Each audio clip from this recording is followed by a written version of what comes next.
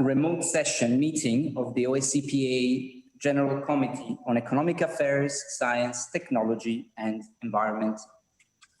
My name is Marco Bonabello, and I work for the International Secretariat of the OSCE Parliamentary Assembly. Today, I will facilitate your online meeting from our new premises in Vienna, while Ms. Doris Barnett will chair the session from Berlin, I assume. You're not in Berlin, I apologize. Well, you will tell us where you are from exactly afterwards, but from Germany. Allow me just a few technical announcements before we officially start. Please note that this meeting is being recorded and broadcasted live on the OSCE social media platforms and website. Simultaneous interpretation into all 6 OSCE languages, English, French, German, Italian, Russian, and Spanish, will be provided via the Zoom platform. You can choose the language of interpretation at the bottom of your Zoom screen. Kindly note that an advanced list of speakers for each agenda item has been duly received from our virtual desk office. If time allows, last-minute requests to take the floor can also be made through the chat function in Zoom. But so far, we already received 27 requests to speak, so that's quite a significant number. To ensure a smooth experience, I kindly ask all participants to mute their microphones when they're not speaking. Likewise, please unmute your microphone only when given the floor. I will kindly ask also all speakers during the debate to limit their interventions to 3 minutes, thereby enabling a sound exchange of ideas and the timely conclusion of our meeting before 1700. Without further delay, I will now pass the floor to Ms. Doris Barnett, Chairperson of the OSCE General Committee on Economic Affairs, Science, Technology, and Environment. Dear Doris, the floor is yours. Well, thank you, dear Marco, for your introductory words and for assisting me to run through this session remotely. I am right now here, I am right now here at my home in Ludwigshafen because we are not in Berlin in session. We are actually done so far for this period.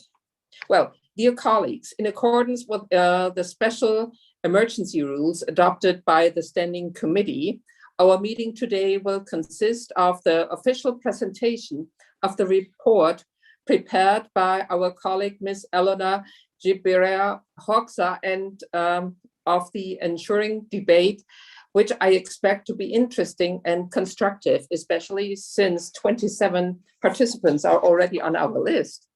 The draft agenda of this meeting has been circulated.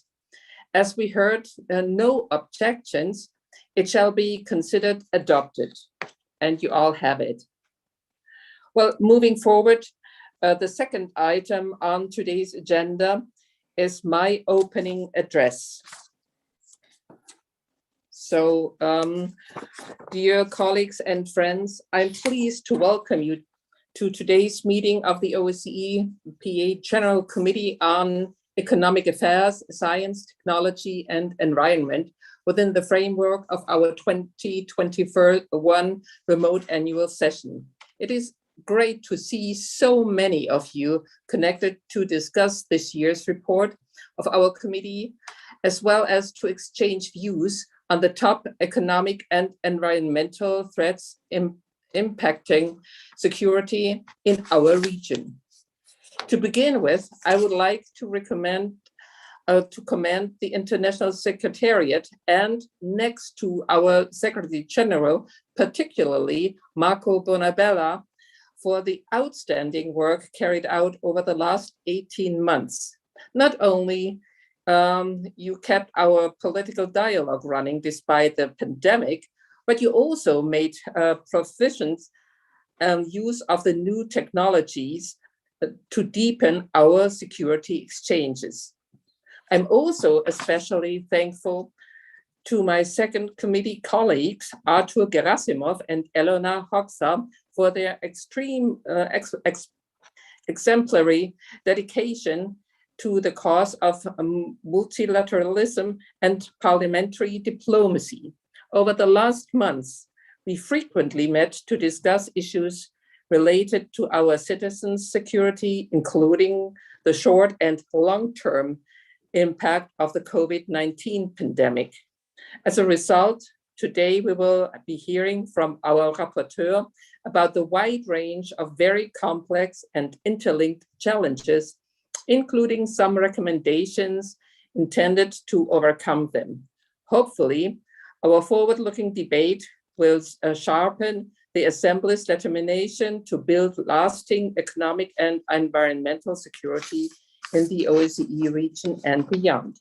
Dear colleagues, and of course I forgot, especially dear President, I'm pleased that you joined. I'm convinced that numerous economic and environmental threats are directly impacting the stability of our countries and the safety of our citizens. Just think on the ongoing health and economic crisis, or systemic corruption, or money laundering and terrorist financing, or climate change, or environmental pollution. The rapid and mostly unregulated process of digitalization and mounting migratory pressure carrying along additionally challenges, if not coherently addressed. Ultimately, the COVID-19 pandemic has exposed how human vulnerability are highly determined by socioeconomic dynamics in our societies and how these impact our citizens' resilience to security threats. The ongoing health crisis has also made apparent that we must act as a global community to successfully respond to global challenges. We shall put short-sighted participant national interest aside for the common good of our planet and all human beings living on it. In doing so, we should make the best possible use of science, technology, and innovation to shift the world onto a more sustainable and resilient path. The development of COVID-19 vaccines, for example, would have never been possible at such speed if all countries had not realized the stake at play, pulling together resources and critical scientific data to find a common solution to a global problem. The same logic should be applied to other global challenges, such as fighting corruption or money laundering or environmental pollution and climate change. As I often say, only by sharing our knowledge and by acting together, we can hope to mitigate and hopefully overcome such threats. Dear friends, in my opinion, there is no way around it. Our economic development model should be tweaked and made more sustainable, fair, solidary, and safe. The COVID-19 pandemic has vividly reminded us of our fragile relationship with the environment in which we live. To survive public health and thrive economic development, we desperately need a healthy and stable environment. Hence, the need to urgently adapt our development attitude accordingly. As you may know, the notion of protecting the planet's health and preserve our own is not new. We have addressed this topic within our assembly in the past, notably at Ottawa in 1995 and Stockholm in 1996. But these declarations are 25 years old. Hence, it is high time to renew our commitments and policy efforts in this context. Against the backdrop, I'm particularly proud of the innovative work conducted by this committee over the past year, including the recently held webinar, Framing the Environmental Security Public Health Nexus, organized with the scientific support of the Italian Society of Environmental Medicine, CIMA, which I would like to thank once again. It was great work you did. As the outgoing chair, I encourage all of you to keep up this critical line of work and step by step make the OSCE PA a true agent of change. We should never forget that our assembly's uniqueness and added value comes from its comprehensive understanding of security, in which economy, science, technology, and environment are integral and fundamental elements. So who better than us could push things forward in this right direction at this pivotal moment in human history? Before handing the floor to our rapporteur, allow me to underline a few key points for you to keep in mind while building a more sustainable model of socio-economic development. Protecting the environment equals protecting ourselves. To put things into perspective, loss of life expectancy for air pollution alone is 10 times higher than for any kind of violence, including armed conflicts or domestic violence. Hence, coordinated global efforts are urgently required and address a complex set of security threats stemming from environmental degradation. We should work hard, hand in hand, with health experts, scientists, and economists to tackle both pollution and climate change, thereby protecting the health and security of our citizens while creating a new economic development opportunities, and do so. Doing so is a matter of survival. The energy transition is urgent and no longer delayable. OSCE participating states should move decisively towards environmentally friendly sources of energy to promote economic development and safeguard public health and environment.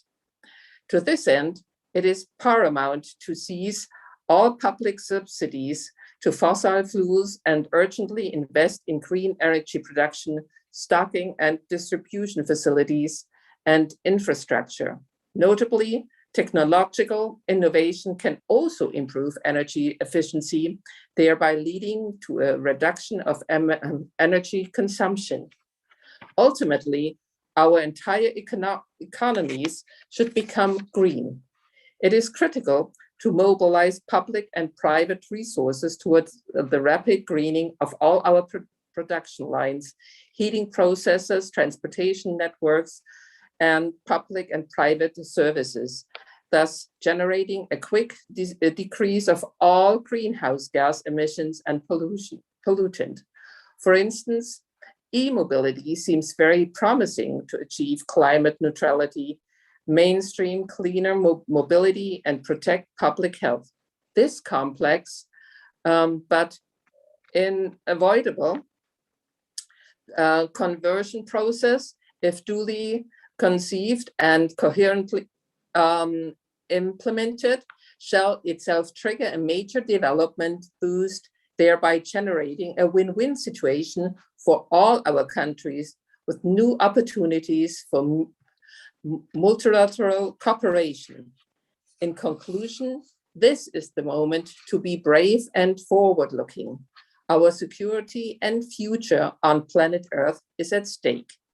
I wish you all a very successful deliberation. Thank you for listening.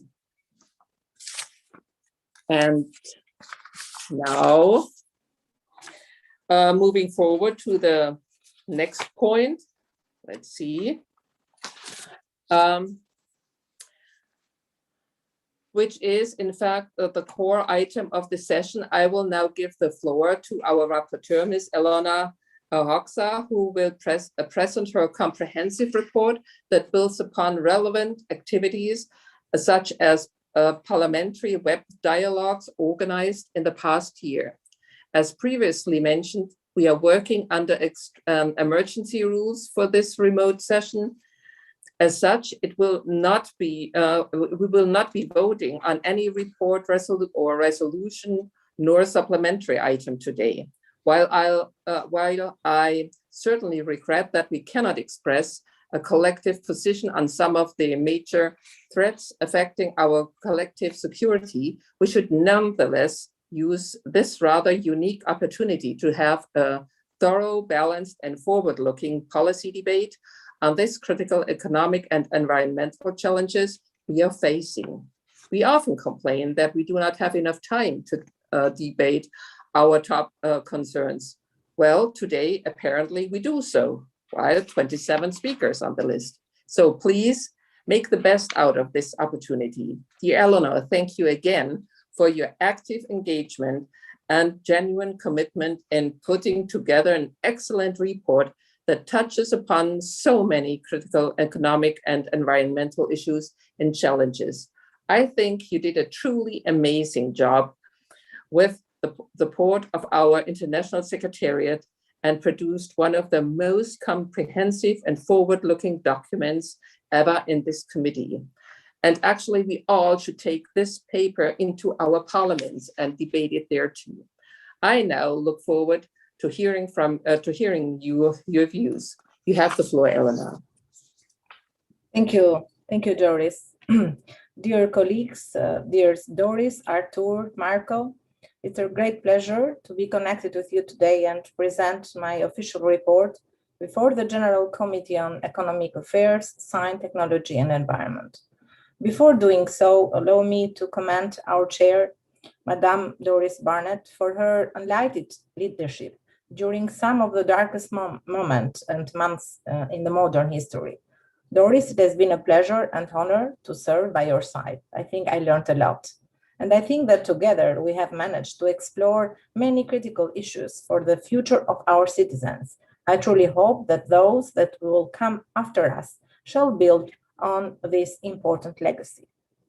Dear friends, in line with the focus of our 2021 remote annual session, reinforcement multilateralism in times of global crisis, a parliamentary call for future action, this year's report represents a strong parliamentary call for action at times of unprecedented crisis. In complementing relevant OSCE efforts, I am convinced it brings a concrete parliamentary contribution in addressing some of the most pressing security challenges of our times. While striving to be comprehensive, I clearly gave more emphasis to those areas which I deemed particularly critical at this juncture, duly complementing them with plenty of reference material. Notably, the report builds upon several policy exchanges and findings stemming from timely activities of the OCPA since April 2020, including numerous parliamentary web dialogues. As such, it tries to reflect all the views, voices by our members in a balanced and forward-looking manner. As my report was already distributed, I'll not go into details. Rather, I'll use this opportunity to provide some background and underline some key aspects. Since the beginning of the horrific health crisis, the leaders of the Second Committee started exploring its multifaceted impact on the security of our citizens. In doing so, we were able to consider multiple approaches intended to fight the pandemic and enhance economic and environmental security in our vast region. Indeed, COVID-19 has undermined the economy, has turned the life of billions of people around the globe upside down, and significantly affected the health, economic, environmental, and social domains. It has also underlined the need for coordinated efforts in addressing a multitude of complex issues. On the other hand, the pandemic has emphasized existing economic challenges, which, if not addressed responsibly, will continue to hamper security and development in the OSCE region.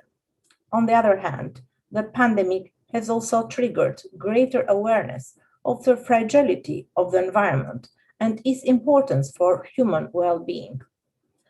Hence, with this report, I call on our members to play a leading role in forging the new post-COVID-19 world order, an order which needs to be effectively addressed our growing development needs while fully safeguarding the planet where we live. I also encourage everyone to set aside old disputes and divisive arguments. Rather, we should jointly invest in science and technology as the most effective way to achieve lasting change for future. Finally, I have also included several policy proposals in this report with the ambition to set a new forward-looking agenda for our Assembly in this field. In the absence of a dedicated resolution this year, I think this is very important. Let's start with economic security and to begin with significant policy, economic and social adjustments are urgently required in order to recover from the ongoing emergency, build resilience against future similar shocks, respond to numerous challenges stemming from widespread corruption, money laundering, terrorist financing, and unregulated migratory flows. The prolonged public health crisis, followed by stringent containment measures, has led to extreme shutdowns, job losses, and severe disruption of travel, mobility, and financial activities, pushing both advanced and emerging economics into a recession. Moreover, as widely discussed within our ad hoc committee on countering terrorism, the crisis has also provided a fertile ground for extremist networks to further polarize and divide our society, often exploiting the distress faced by the most vulnerable and marginalized individuals in our communities. In response, many participating states have introduced emergency measures to counter the downward turn of their economies. Notably, our parliaments have also played a key role in passing unprecedented economic aid packages and emergency public health measures. Against this backdrop, we should encourage our governments to further stimulate a social economic recovery by financing mitigation measures and targeted public investments, especially in healthcare and infrastructure. Now, more than ever, we should also ensure scrutiny of governmental activities, prevent abuses of power, and promote inclusive recovery measures. Ultimately, we should also enhance cooperation at all levels to speed up recovery and prevent future similar crises, including by making full use of platforms such as the OSCE Parliamentary Assembly to share best practices and develop common approaches. Particularly in the time of crisis, we must also aim for coordinated responses to prevent and combat the globalized system of corruption, money laundering, and terrorist financing. In this regard, I commend the work of our Special Representative on Fighting Corruption, Ms. Irene Karalambides, to bring increased political momentum to our good governance agenda. We should build on her timely efforts and continue to promote strategic partnerships with relevant stakeholders and foster legislative convergence among the OSCE participating states in this field.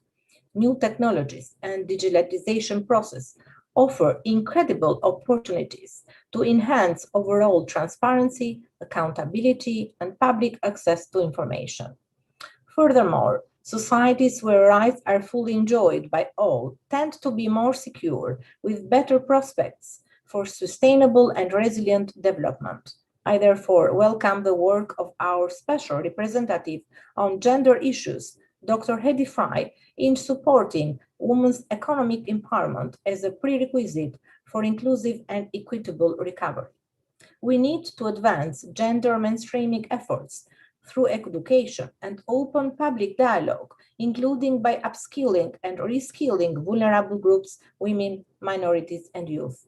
We must also ensure special care and equal opportunities for older people who were hit particularly hard by the health crisis, and who could greatly contribute to the post-COVID-19 recovery with their experience and wisdom.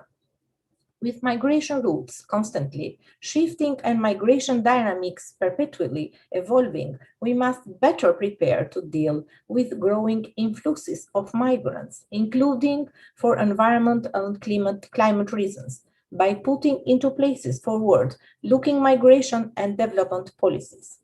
The COVID-19 pandemic provided a stark reminder of the vital importance of the international cooperation in this field. Hence, I welcome the work of our ad hoc committee on migration in advocating for effective, human, and sustainable migration management at this critical juncture. As a committee member myself, I concur that we must also step up efforts to dismantle human trafficking and smuggling syndicates along migration routes. Accordingly, OSCE participating states should enhance cooperation, coordination, and information exchange to meet these challenges. Dear colleagues, the COVID-19 pandemic has clearly underscored how interconnected is our security with both the planet and citizens' health. Hence, the leaders of this committee grew determined to address environmental issues in a more holistic and interdisciplinary way. By placing environmental protection at the very core of our security agenda, the Assembly positions itself at the forefront of some of the most urgent security challenges of our times. In doing so, it strives to become a key player on environmental degradation, climate change, pollution, and public health. People all over the world are directly being affected, both individually and as a community.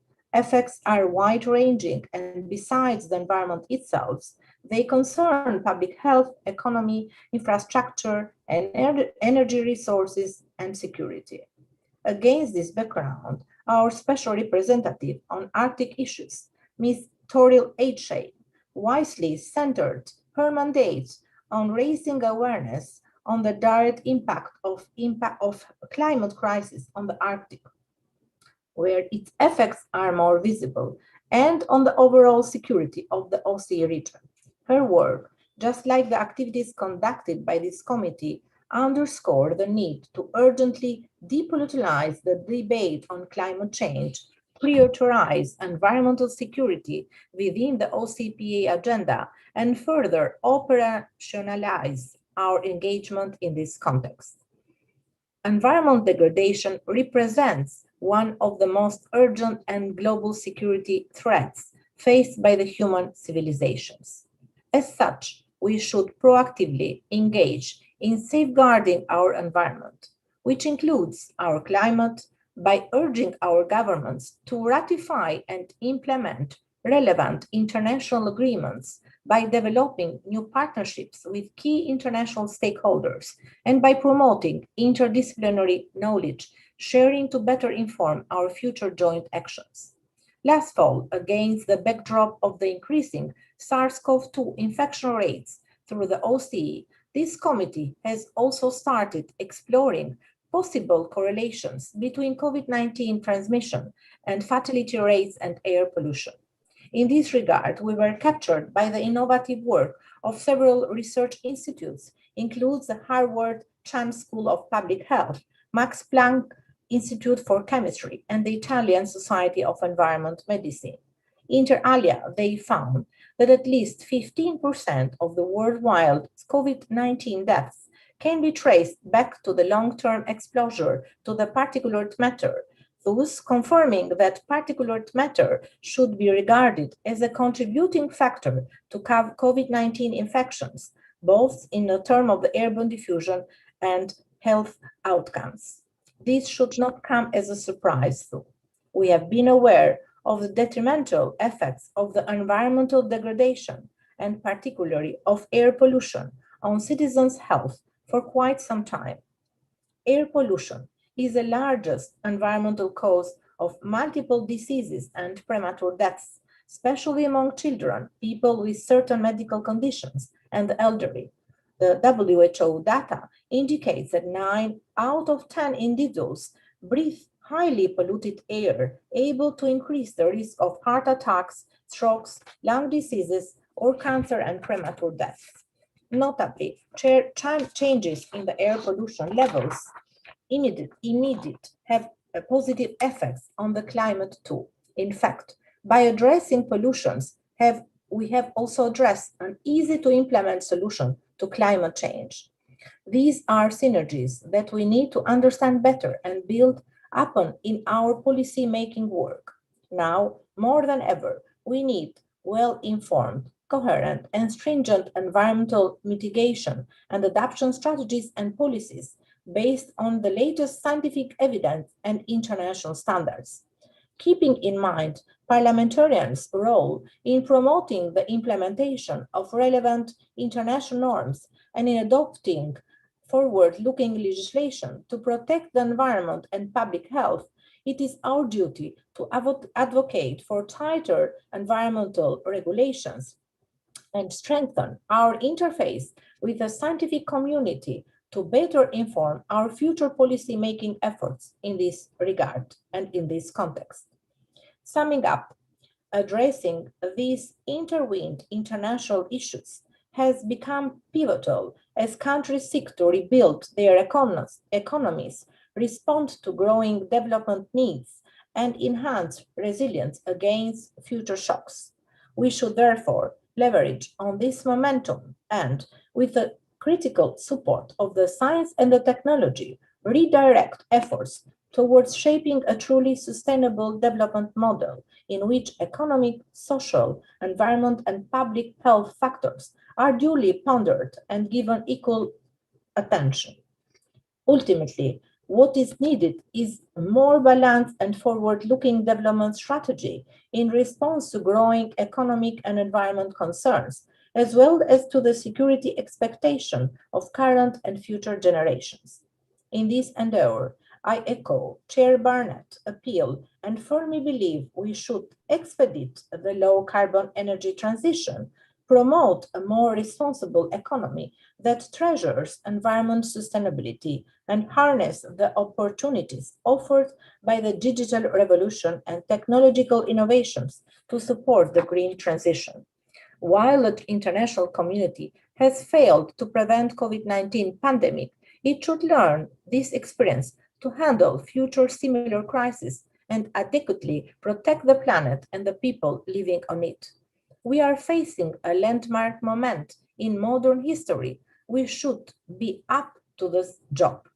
I thank you a lot, all of you. I would like also to thank the President, General Secretary, the excellent team of the International Secretariat of the OSCE, and all the colleagues for the attentions. I look forward to the fruitful debate. Well, thank you, dear Elona, for your comprehensive presentation, which I believe nailed down the most pressing items in our line of work. I fully agree with you. This has been and still is a landmark year for many issues on our agenda. We should not lose momentum and seize the opportunity to promote real, lasting changes for the benefit of all. Dear Marco, I will give now back the floor to you to facilitating the debate among interested participants. Thank you. Marco. Thank you. Thank you very much to all. Thank you very much, of course, dear Doris and Elona, dear Chair and Rapporteur, for your leadership and for sharing all these inspirational thoughts and insights.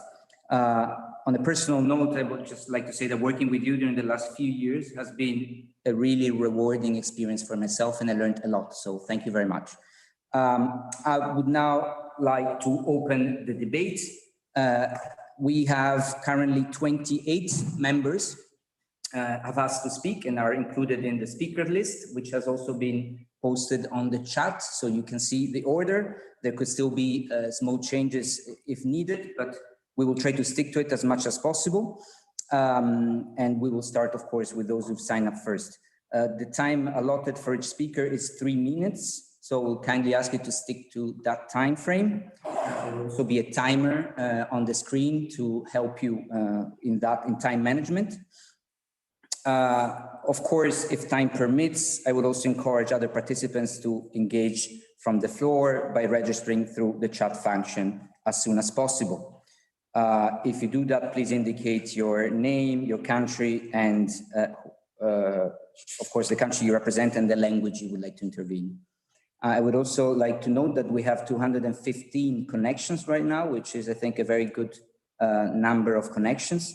And I would therefore call now on the first speaker on the list, which is, in fact, our deputy chair of the committee, Mr. Artur Gerasimov from Ukraine. The floor is yours.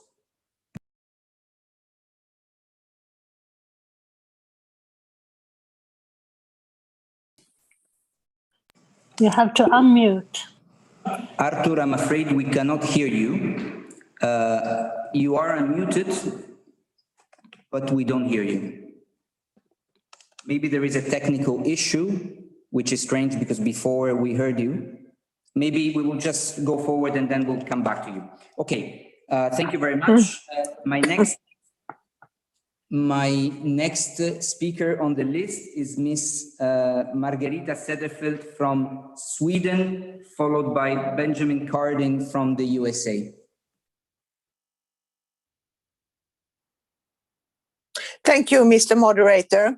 And Madam Chair, delegates, ladies and gentlemen, thank you for this opportunity to comment on the excellent report prepared by the rapporteur, Ms. Ilona Hoxha-Gebrea, who is also a member of the Ad Hoc Committee on Migration, as I am a chairperson for. As rightly highlighted in the report, the COVID-19 pandemic has served to underline the interdependence of the OSCE community in the need for international cooperation to address common challenges such as migration management. I particularly welcome the focus on the socioeconomic situation among refugees, such as labor, healthcare, education, overall conditions at refugee camps. Over the past year, the Migration Committee has focused on the disproportionate impact which the pandemic has had on the migrant and refugees communities and called for inclusion of all in national vaccination programs, regardless of legal status. The committee have continued its focus on the most vulnerable migrants, women, and accompanied children. It's well known that violence, including domestic violence against women, have increased during the COVID pandemic. This is also the situation for minors on the move. The Migration Committee have had focus on trafficking among migrants and noted that the risk to be a victim for trafficking and smuggling syndicates have increased during the COVID, particularly among women and children. In this topic, have the committee cooperated with ODIHR and the Special Representative and Coordinator for Combating Trafficking in Human Beings. Dr. Gudrun Kugler will perform a field visit to Bosnia and Herzegovina together with a special representative after this annual session. Last month, did the committee initiate a briefing with the Deputy Minister of Migration and Asylum of Greece as part of our monitoring of developments on Lesbos. It was reassuring to hear that measures have been largely effective and that Greece has improved the overall situation to asylum seekers in camps on the Aegean Island and extended its vaccine program. Lesbos and its Moria camp, which burned down last September, exemplify the challenges which frontline countries are facing and the need to promote effective, human and sustainable migration management, as rightly emphasized in the report. I encourage my fellow parliamentarians to translate the recommendation contained in this report into concrete action by offering opportunities for legal migration. We do all need to cooperate. There need to be shared responsibilities between countries as we celebrate the 70th anniversary of the Refugee Convention this year. Let us recall the spirit of the key document and ensure the protection is accorded to those with the greatest needs, not with those with the greatest mobility. Thank you, Mr. Moderator. Thank you very much, Madam Sederfeld. I will now pass the floor to Mr. Benjamin Cardin from the USA, who will be followed by Artur Gerasimov from Ukraine. Well, thank you very much. Let me first, on behalf of the U.S. delegation, congratulate and thank the Chair and Rapporteur Féliciter et remercier notre présidente et for their leadership in our committee.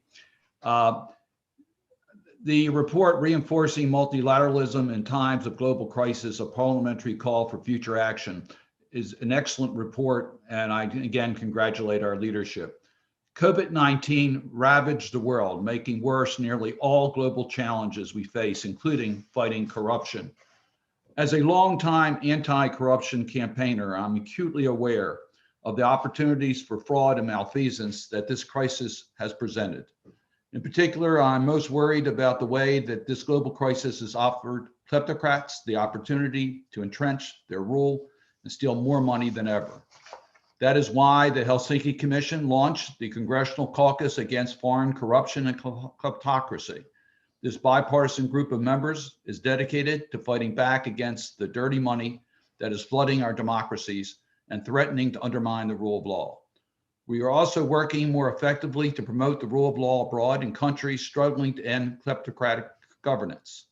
We announced our caucus only 24 hours before the President of the United States declared countering corruption a core U.S. national security interest. Corruption is at the top of the U.S. foreign policy agenda. I am happy that Congress and the presidency are aligned on the fight corruption. I welcome the report of the rapporteur, particularly in economic security, making it very clear a separate section on good governance and anti-corruption. It's the principles of the Helsinki Commission. You cannot have economic security unless you have good governance. Corruption is the lifeblood of authoritarian regimes and the system of governance they seek to export. They use it to undermine democracy, human rights, and the rule of law. All participating states play a role of corrupt networks. In states where the rule of law is weak, state treasuries are looted and businesses are expropriated. This money is laundered through states willing to look the other way and ends up in real estate, art, and anonymous investments in states where the rule of law may be strong, but where financial secrecy is also readily available. The United States Senate Foreign Relations Committee adopted legislation I authored to establish an international evaluation system as to how well each of our states are doing in fighting corruption, to be used as a guide for action. I particularly welcome the rapporteur's report that sound ultimate beneficial ownership law should be developed and duly implemented through the OSCE region. Just last Congress, we passed the U.S. Beneficial Ownership Registry into law as part of the Bipartisan National Defense Authorization Act. I particularly want to acknowledge the leadership of my fellow Helsinki colleague, Senator Sheldon Whitehouse, for his leadership on this issue.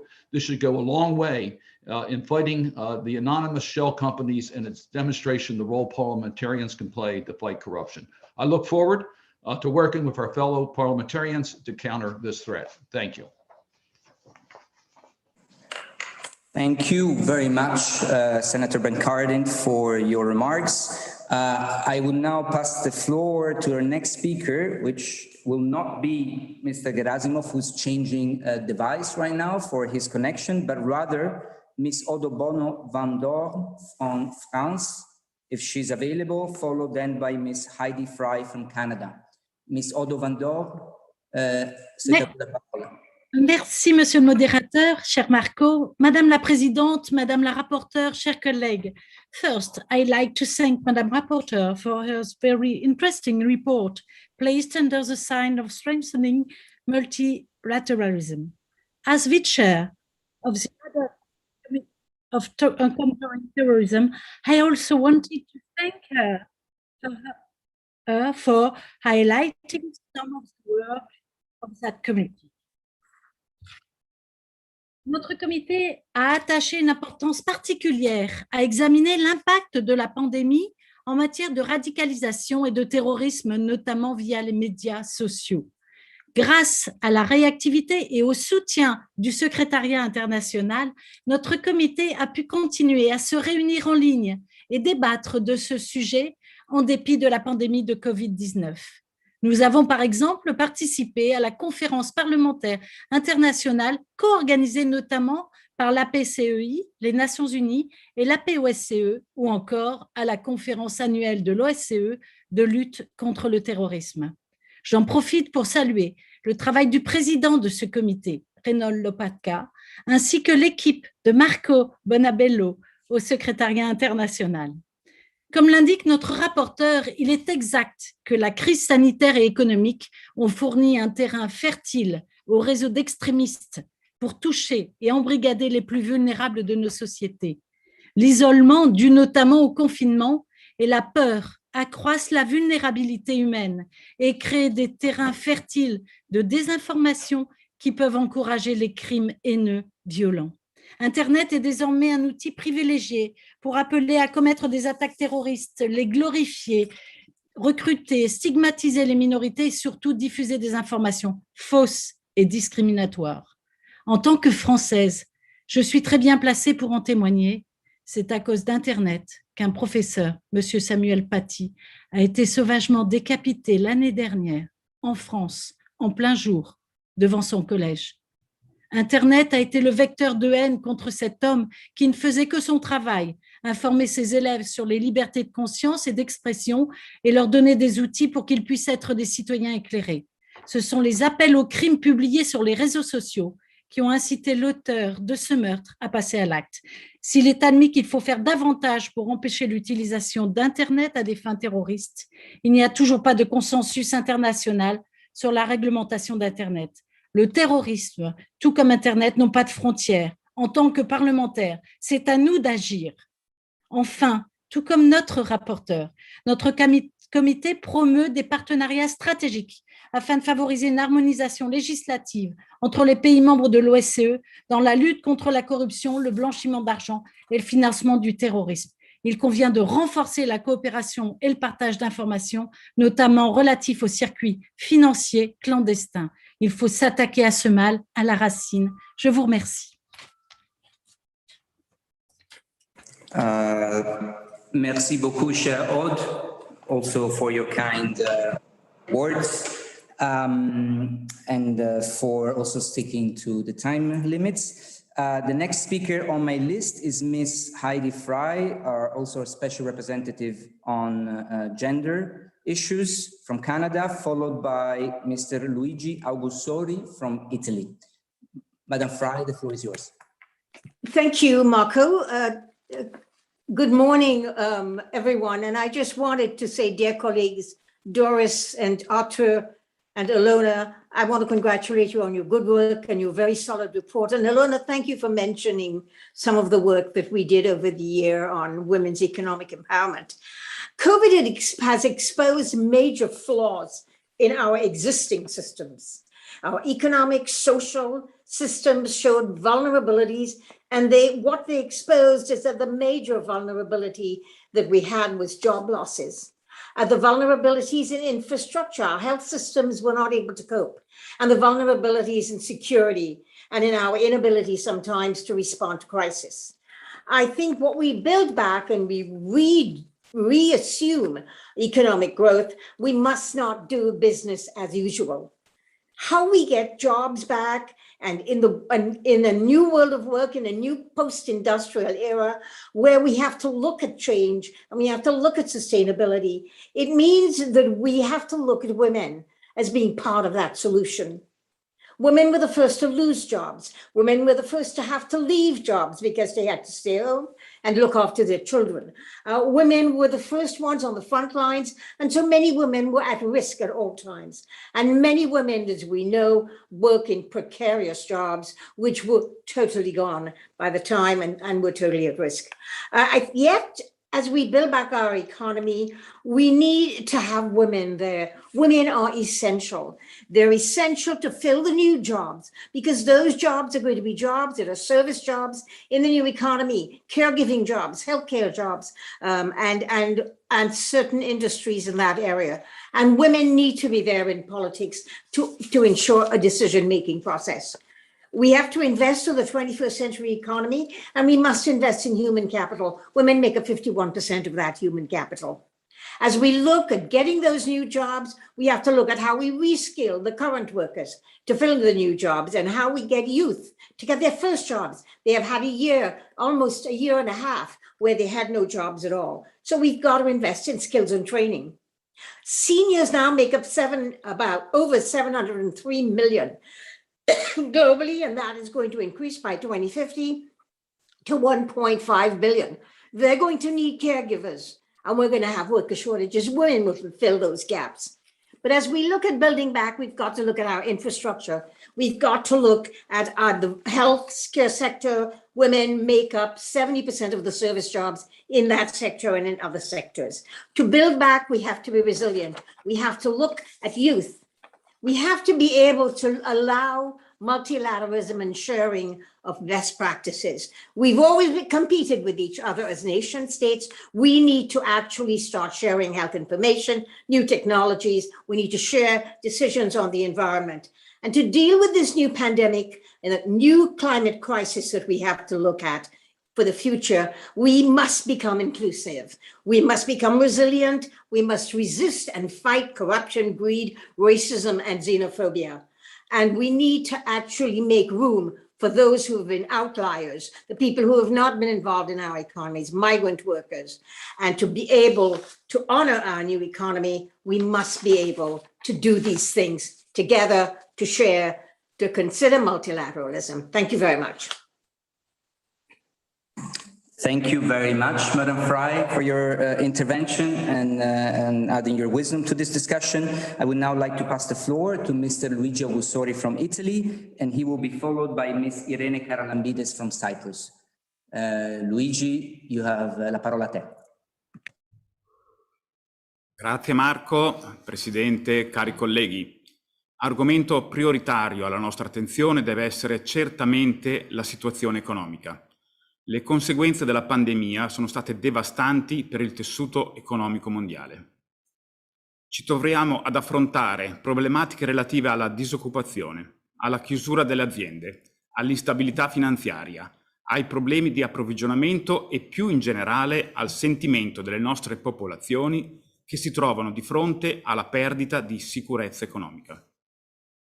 Risulta prioritario che tutti i governi incoraggino e sostengano una forte ripresa tramite investimenti coraggiosi e lungimiranti, per impedire che il recente periodo di recessione economica si trasformi in un periodo di depressione insostenibile soprattutto per le economie già fragili.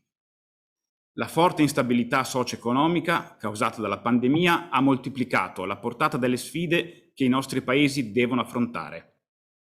È importante stabilire un maggior coordinamento tra i paesi OSCE, anche in ambito parlamentare, per promuovere strategie multilaterali per scambiarsi informazioni e best practices, al fine di contrastare la corruzione, il riciclaggio, il finanziamento del terrorismo e i flussi di migrazione clandestina, ponendo così fine allo sfruttamento di chi traffica uomini, donne e bambini per motivi economici e per avere forza lavoro a basso costo.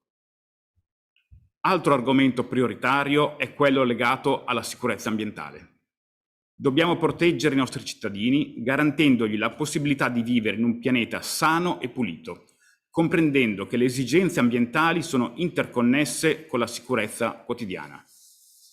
Dobbiamo salvaguardare la natura, proteggere la biodiversità, dando valore agli accordi internazionali e invitando tutti i paesi contraenti a svolgere la loro parte per tutelare il nostro pianeta.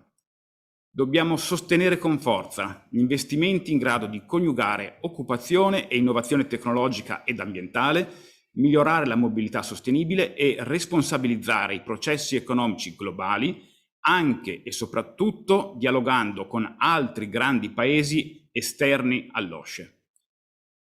Infine, dobbiamo cogliere tutti i vantaggi forniti dalle rivoluzioni digitali e garantirne pieno accesso a tutti i cittadini.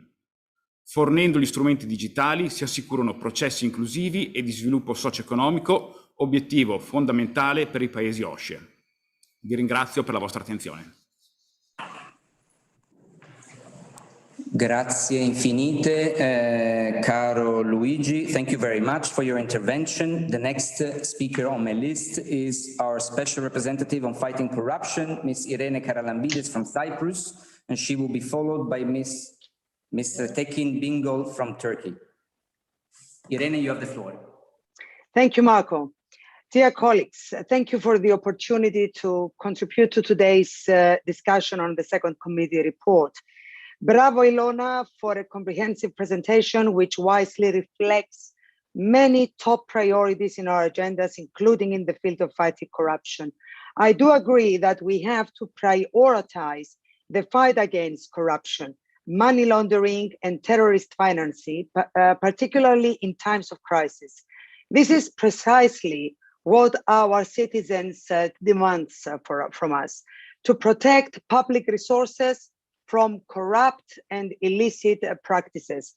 It is vital to ensure that strong transparency and anti-corruption safeguards are in place and fully operational, while governments are called upon to respond to the ongoing health and economic crisis through emergency spending.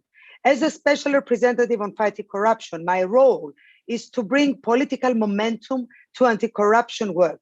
Without strong political will, we stand no chance to stop corruption. This is where interparliamentary fora such as the OSCE can make the difference, through the dynamic interaction of 323 parliamentarians from across the region. To this end, we should continue to share best practices, develop coordinated responses, and promote strategic partnerships among key actors in this field. Dear friends, since my appointment in July 2019, I have regularly promoted interparliamentary exchanges on key anti-corruption issues. For instance, I have been advocating for greater transparency and accountability in all public matters as preconditions to boost good governance and citizens' trust in democratic processes. Open data initiatives are critical in this context. Making government information available to the public improves government accountability and enhances public participation. While I would have liked to consolidate the findings of such a timely debate in a comprehensive and ambitious supplementary item, allow me to highlight key takeaways which I hope will inform your future work in this context. Despite all international efforts, corruption and money laundering have become very convenient and rather effortless processes in many of our countries. We must understand why this is the case and react swiftly. Ensuring transparency and strong accountability mechanisms is vital to tackle corruption and money laundering. And trust me, in my country, we've got huge experience when it comes to this issue. In this context, the digitalization process offers golden opportunity to promote good governance by enhancing transparency and accountability. To prevent corruption in public institutions, it is also critical to establish an effective matrix of internal and external control and audits, thus enhancing transparency and accountability of all public authorities. Now, clear level frameworks should provide effective safeguards for freedom of expression and safe working conditions for the media, especially at times of crisis. Also, I would like to focus on the opacity in the ownership of offshore companies that facilitates corruption and raises security concerns. The potential contribution, coming back to the social media, in fighting corruption grew over the last years. For instance, expanding corruption reporting opportunities. At the same time, it is crucial to counter new corruption-related risks embedded in the dark web, cryptocurrencies, and misuse of new technologies. Fellow parliamentarians, to conclude, I think we should consider a more participatory approach among parliaments, governments, civil society, the business community, media, and youth to foster social consensus in the fight against corruption. The OSCE should champion this effort at the international level. I hope we see you all in Vienna and we have the chance to exchange more ideas about fighting corruption. Thank you all. Thank you very much, Irene. Çok teşekkür ediyoruz. Thank you very much, Irene Karalambides, for your remarks. I will now pass the floor to our next speaker in the list, and that is Mr. Tekin Bingo from Turkey, and he will be followed by our Deputy Chair, Artur Gerasimov. Mr. Bingo, the floor is yours. Sayın Tekin Bingo, söz sizde efendim, buyurun. Distinguished participants, distinguished chair, I first of all would like to thank Madame Elona Gebrehokse for the comprehensive report and her presentation, because together with the COVID-19 pandemic, we have struggled with the many problems economically, socially, and healthcare-wise. The businesses have been shut down, and especially the most vulnerable communities have been affected by the COVID-19. Today, for the development of the COVID-19 vaccines, we once again understand that we need scientific approach. The scientific data must be gathered in order to develop the vaccines that we all hope for the future health of us. In order to protect ourselves from the long-term negative effects of COVID-19, we have to collaborate and exchange our opinions so that we can shed a light collaboratively and positively over many problems that we are all encountering commonly. Especially in this report, the trafficking in humans, the migrant smuggling, economic challenges, corruption, migrant fluxes, money laundering, the financing of terrorism, and many other aspects have been underlined together with the threats that they impose on us. All these threats actually target our democracies, which means that we have to consider them as mutual threats against all of us. The risks that we have already been facing have been actually multiplied with the COVID-19, which means that we have to strengthen collaboration and cooperation among our countries for decreasing and diminishing the threats that are already existing. We need to support the legislative integrity among OSCE members. We have to know this. Another aspect that has been mentioned in the report is the climate change, which is a transboundary global problem. Every passing day, it is a fact that the world is being polluted more and more, which means that the steps that should be taken against it should be sincere and sufficient. The climate crisis makes the world a more unequal place. Therefore, we have to remember that especially the poor countries are mostly affected and more affected by the climate crisis, which means that we have to safeguard them. And finally, with these ever-changing and ever-getting complex threats, including the COVID-19, no country can succeed alone, which means that among the member countries of the OSCE, we are in dear need of mutual dialogue and cooperation and taking responsibility jointly so that we can contribute to the solution. As the parliamentarians, this is our biggest liability as the policymakers. Thank you very much for your kind attention. Thank you. Thank you very much indeed. So the next speaker on our list is our Deputy Chair, Mr. Artur Gerasimov, who should have changed his connection so we can test now if he's available, and then he will be followed by Ms. Toril Eidshine from Norway. Artur? Hey.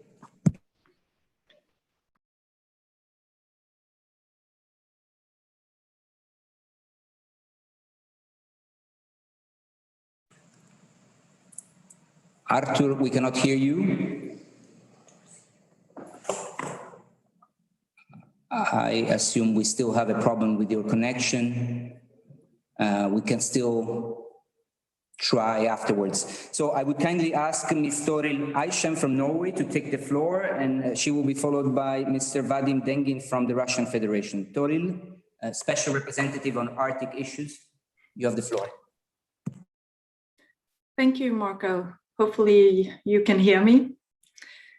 And dear Madam Chair, dear colleagues, I am really proud that the OSCE EPA has chosen such an active role in addressing the climate changes, pollution, and also security-related issues. I find this thorough report that we've heard today to be a good reminder to us all that we, the Second Committee 2021, has kept up the good work even though tough times like a pandemic. Thank you, dear Alona Jabraoksa, for your dedication and the splendid work that you have done on providing us with this report. As our Madam Chair Doris Barnett wisely referred to as an impressive, forward-looking report. I totally agree. COVID has showed us the importance to address common challenges with common solutions. An international crisis is better solved through international cooperation. Parliamentarians and international parliamentary fora, such as the OSCE EPA, shows that we can enhance our support for a much needed global response. Human activity through pollution and high energy consumption is leading to 1,300 tons of carbon dioxide to be released in the atmosphere every single second, which results in the strongest greenhouse effects that the Earth has experienced in more than 3 million years. Security challenges is one of many phases of climate change. Recent studies show that the Arctic is warming 3 times as fast as the global average. What happens in the Arctic has global impacts, such as rise in global sea level and more extreme weather events. The OSCE should take a leading role in addressing the security issues stemming from these changes, as our societies will have to adapt to new realities. And dear colleagues, having experienced the COVID pandemic, we now know the danger of resigning when facing a crisis. Hopelessness doesn't provide good solutions. It pleases me to see that we are in hold of proactive leaders, both our committee chairs, our Secretary General, and also the 2 candidates running for president, whom all have assured us that the OSCE EPA needs a more structured portfolio on the interlinked climate and security work. I look really forward to follow this development. Thank you so much. Thank you very much, Toril, for your words. The next speaker on my list is Mr. Vadim Dengin from the Russian Federation, and he will be followed by Mr. Perez Juan Pons from Spain. Mr. Dengin, you have the floor. Thank you, Marco. Dear colleagues, благодарим за подготовку доклада, который носит достаточно всеобъемлющий характер, затрагивает многие актуальные вопросы экономики и экологии, содержит ряд достаточно интересных идей. Полностью согласны с содержащимся в нем выводом о необходимости координации международных усилий в противодействии множеству сложных проблем, возникающих вследствие коронавирусной пандемии. Эту координацию по возможности следует развивать в различных пострадавших сферах. Проявлять сбалансированный подход, не отдавая неоправданное предпочтение той или иной из них. В этом плане отмечаем несколько преувеличенный акцент в докладе на вопросы экологии. В то же время В докладе справедливо указано на социальные последствия пандемии, которые наряду с проблемами здравоохранения наиболее остро ощутимы миллионами людей. На наш взгляд, следует повысить внимание к поддержке малого и среднего предпринимательства, сохранению и созданию рабочих мест, дистанционному профессиональному обучению и переобучению, программам по расширению прав и возможностей женщин в экономике. В докладе также кратко отмечены такие серьезные экономические последствия пандемии, как проблемы функционирования, производственно-бытовых цепочек и транспортных перевозок, туризма, торговли. Полагаем, что им нужно уделить значительно большее внимание, чем на данный момент имеется. Парламентарии могут сыграть положительную стимулирующую роль в расширении международного сотрудничества в данных сферах. Полезно использовать концепции взаимосвязи, экономической интеграции, облегчения транспорта и торговли. Применять в некоторых случаях междисциплинарный подход. Например, для продвижения экологического туризма, что важно абсолютно для всех стран на нашей земле. Приветствуем включение в представленный доклад тезиса о важности стремительного развития науки и технологических инноваций. Наука и технологии фигурировали как раздел еще в Хельсинском акте 1975 года, то есть имеются в мандате организации.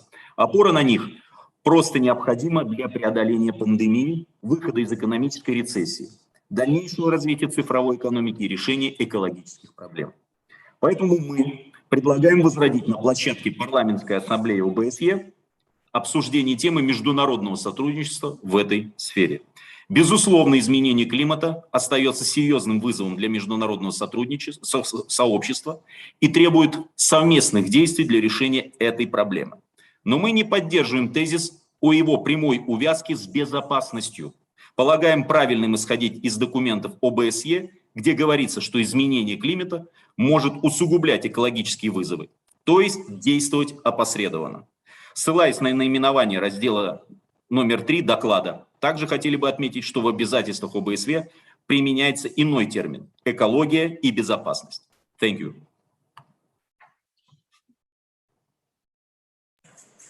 Thank you very much for your intervention. Now the next speaker on my list is Mr. Porro John Pons from Spain, followed by Hiripsime Grigorian from Armenia. Mr. Pons, you have the floor. Thank you very much, Marco, y muchísimas gracias en primer lugar a Elona y a Doris por el informe, sobre todo por la ambición del informe.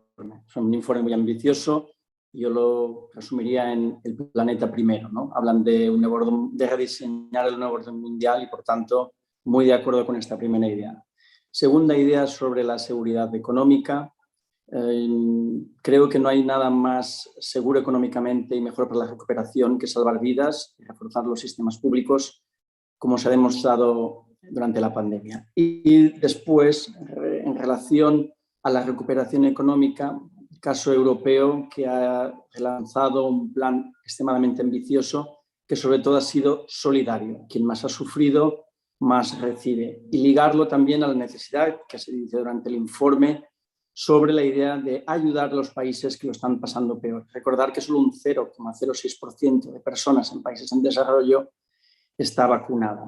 Me gustaría también insistir, como miembro de las Cortes Españolas, en lo que ha dicho la señora Frey sobre el rol de la mujer durante esta crisis. Han sido las mujeres las que han asumido los cuidados de los niños y las niñas, de los mayores y las que mayor han perdido el empleo y, por tanto, ese es uno de los targets de los próximos años y que también pues, hay que reforzar. No hay nada más importante para la seguridad que la igualdad.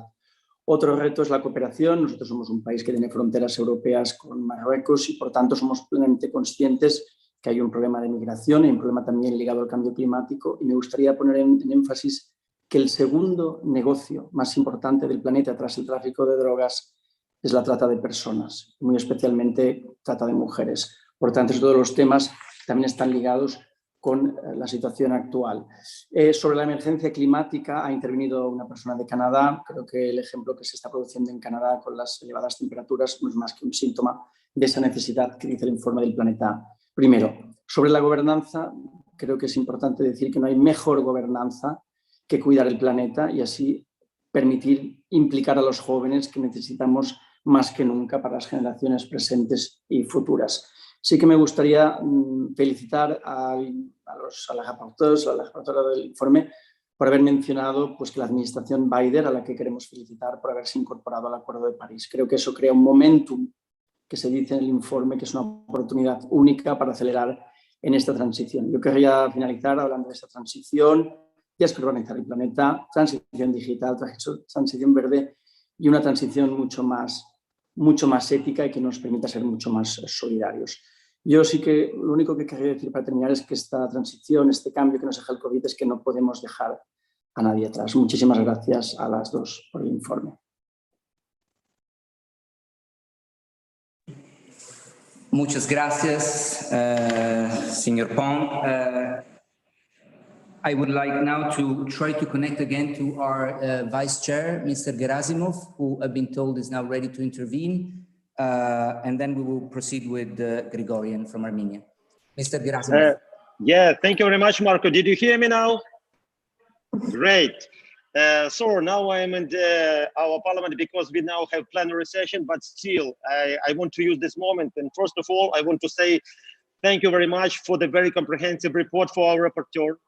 Ilona, it was a great job.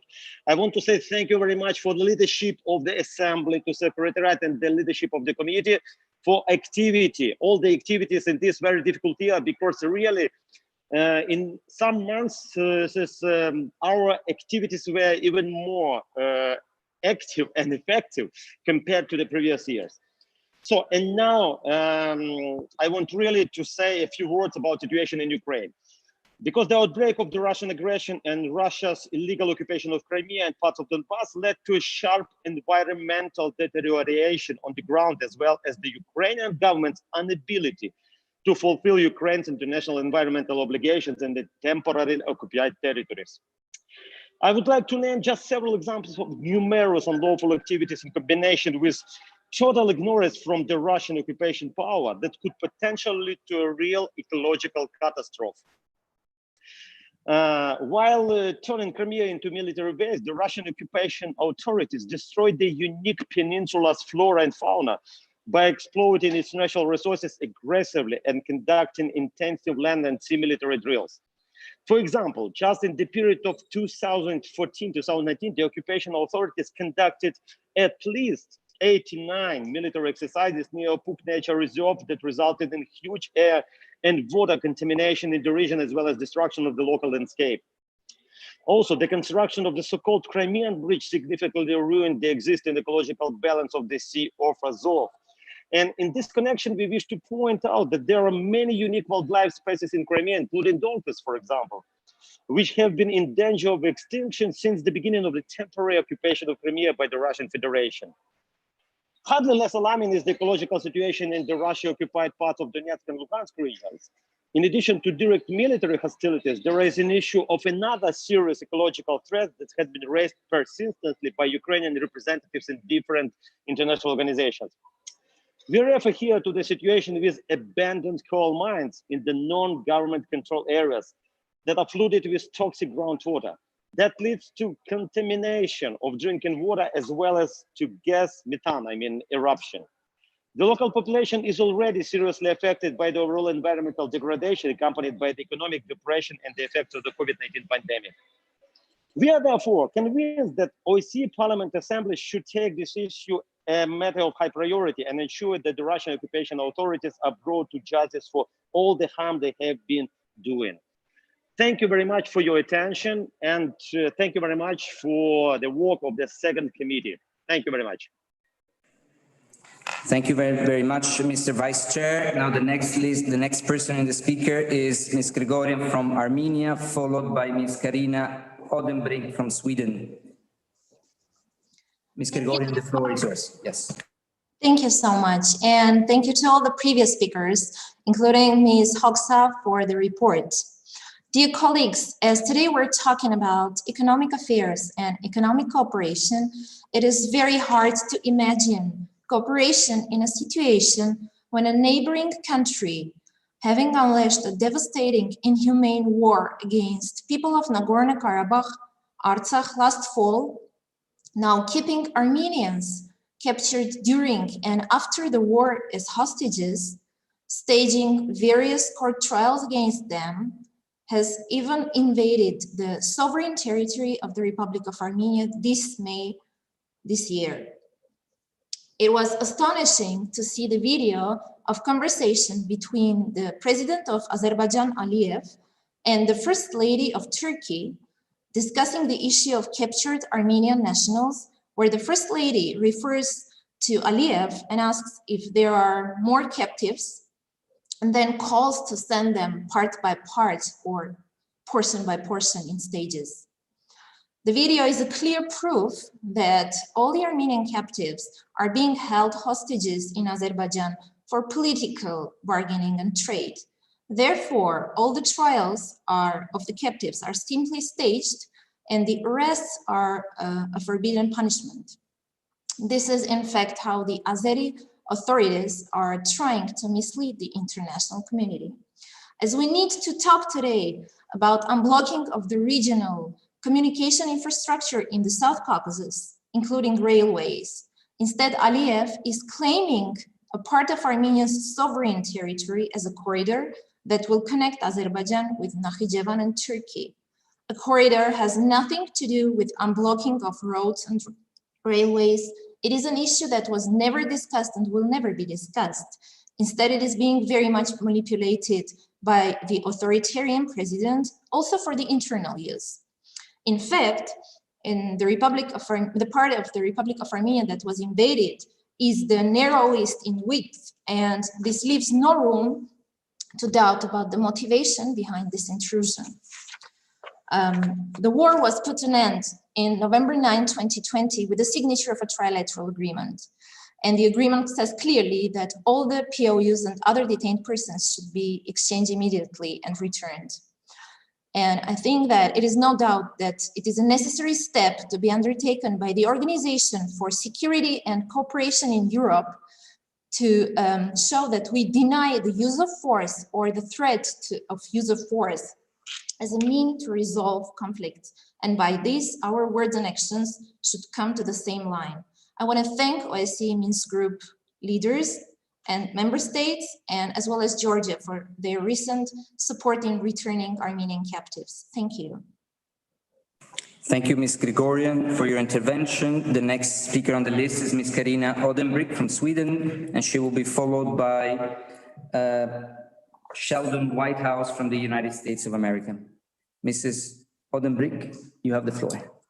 Thank you very much, Marco, and dear Madam Chair and colleagues. First, I would like to thank Ms. Hodja for her report, and I want to emphasize the importance of gender equality and the consequences of COVID-19.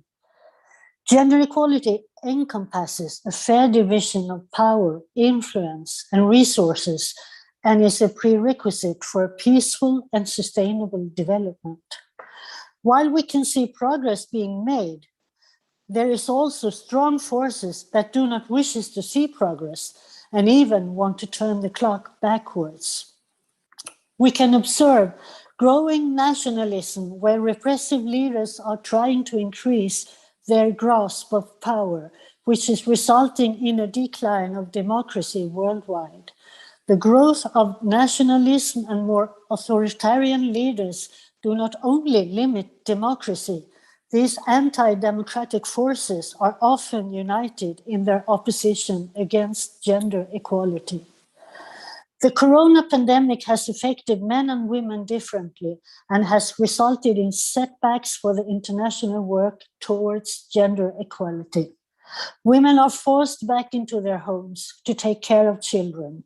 The economic crisis has hit sectors dominated by women harder, and domestic violence has increased. This is something that our colleague, Dr. Hedi Fry, has covered in her exemplary gender report last year. The implementation of the resolution on women, peace and security has been one of the top priorities of Sweden's chairpersonship of the OSCE this year. An advisory board has been formed, which is chaired by chairperson in office, Ms. Linde.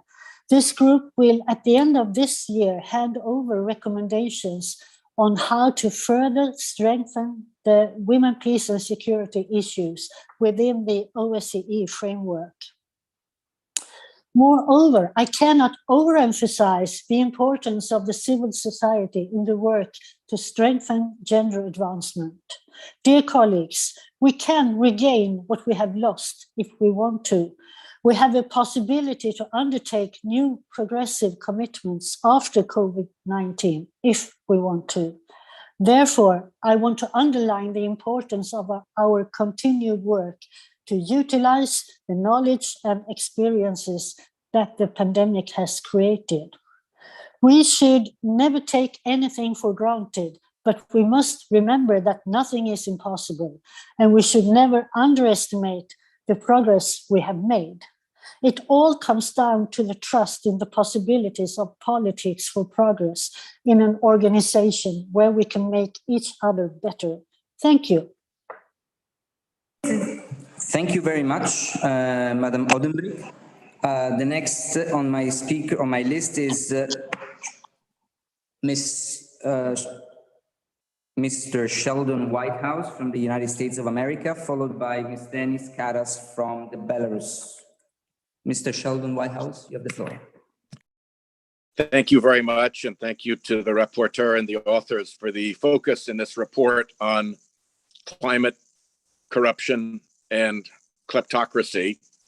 I can assure all of my fellow parliamentarians that the Biden administration fully understands the national security and health consequences of climate change.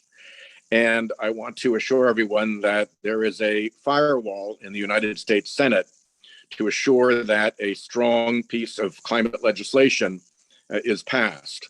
We expect it to pass this fall. And we have at this point agreement among all the Democrats on entering the reconciliation process that makes this possible without obstruction from other parties.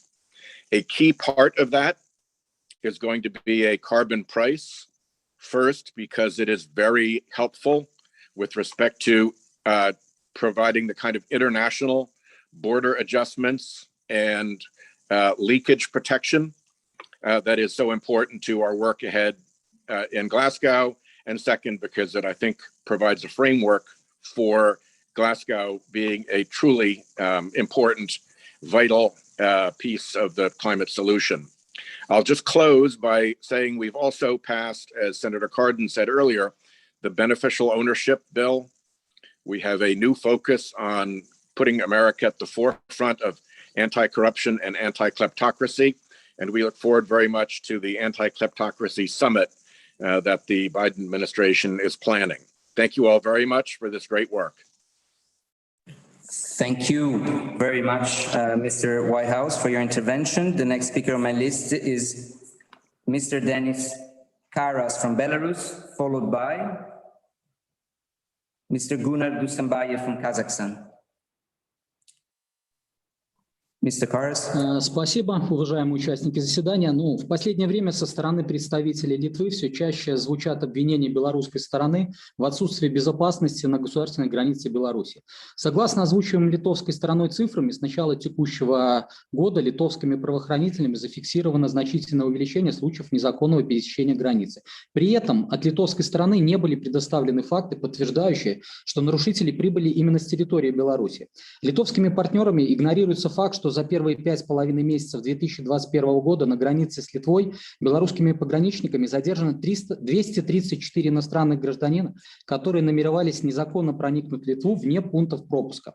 Только на границе с Литвой в первом квартале белорусской стороной пресечено 6 каналов незаконного транзита, незаконной транзитной миграции в Европейский Союз. В трансграничном контексте остро продолжает стоять проблема незаконного оборота наркотических веществ. В 2016-2018 годах белорусской погранслужбой со стороны литовского участка задержано 45,3 килограмма наркотических веществ, в то время как с начала 2019 года уже более 375 килограмм. Вопреки звучащим обвинениям, эти цифры являются неоспоримым доказательством эффективности работы белорусских пограничников. Они отражают также объективные тенденции к увеличению ограничения миграционных потоков с начала текущего года, обусловленным постепенным открытием границ, смещением карантинных мер, сезонностью, сохранением напряженности в странах миграционного риска и рядом других факторов. Таким образом, проблема явно политизируется литовской стороной в рамках общего курса Вильнюса на использование любого удобного информационного повода для обвинения Беларуси. С учетом тенденции развития ситуации в сфере незаконной миграции, критики в адрес Белорусского пограничного комитета, а также призыв европейских партнеров к усилению давления на Минск и ограничению проектного и иного сотрудничества с белорусским государственным сектором, включая службы, обеспечивающие безопасность границ, выглядят, по крайней мере, странными и недальновидными.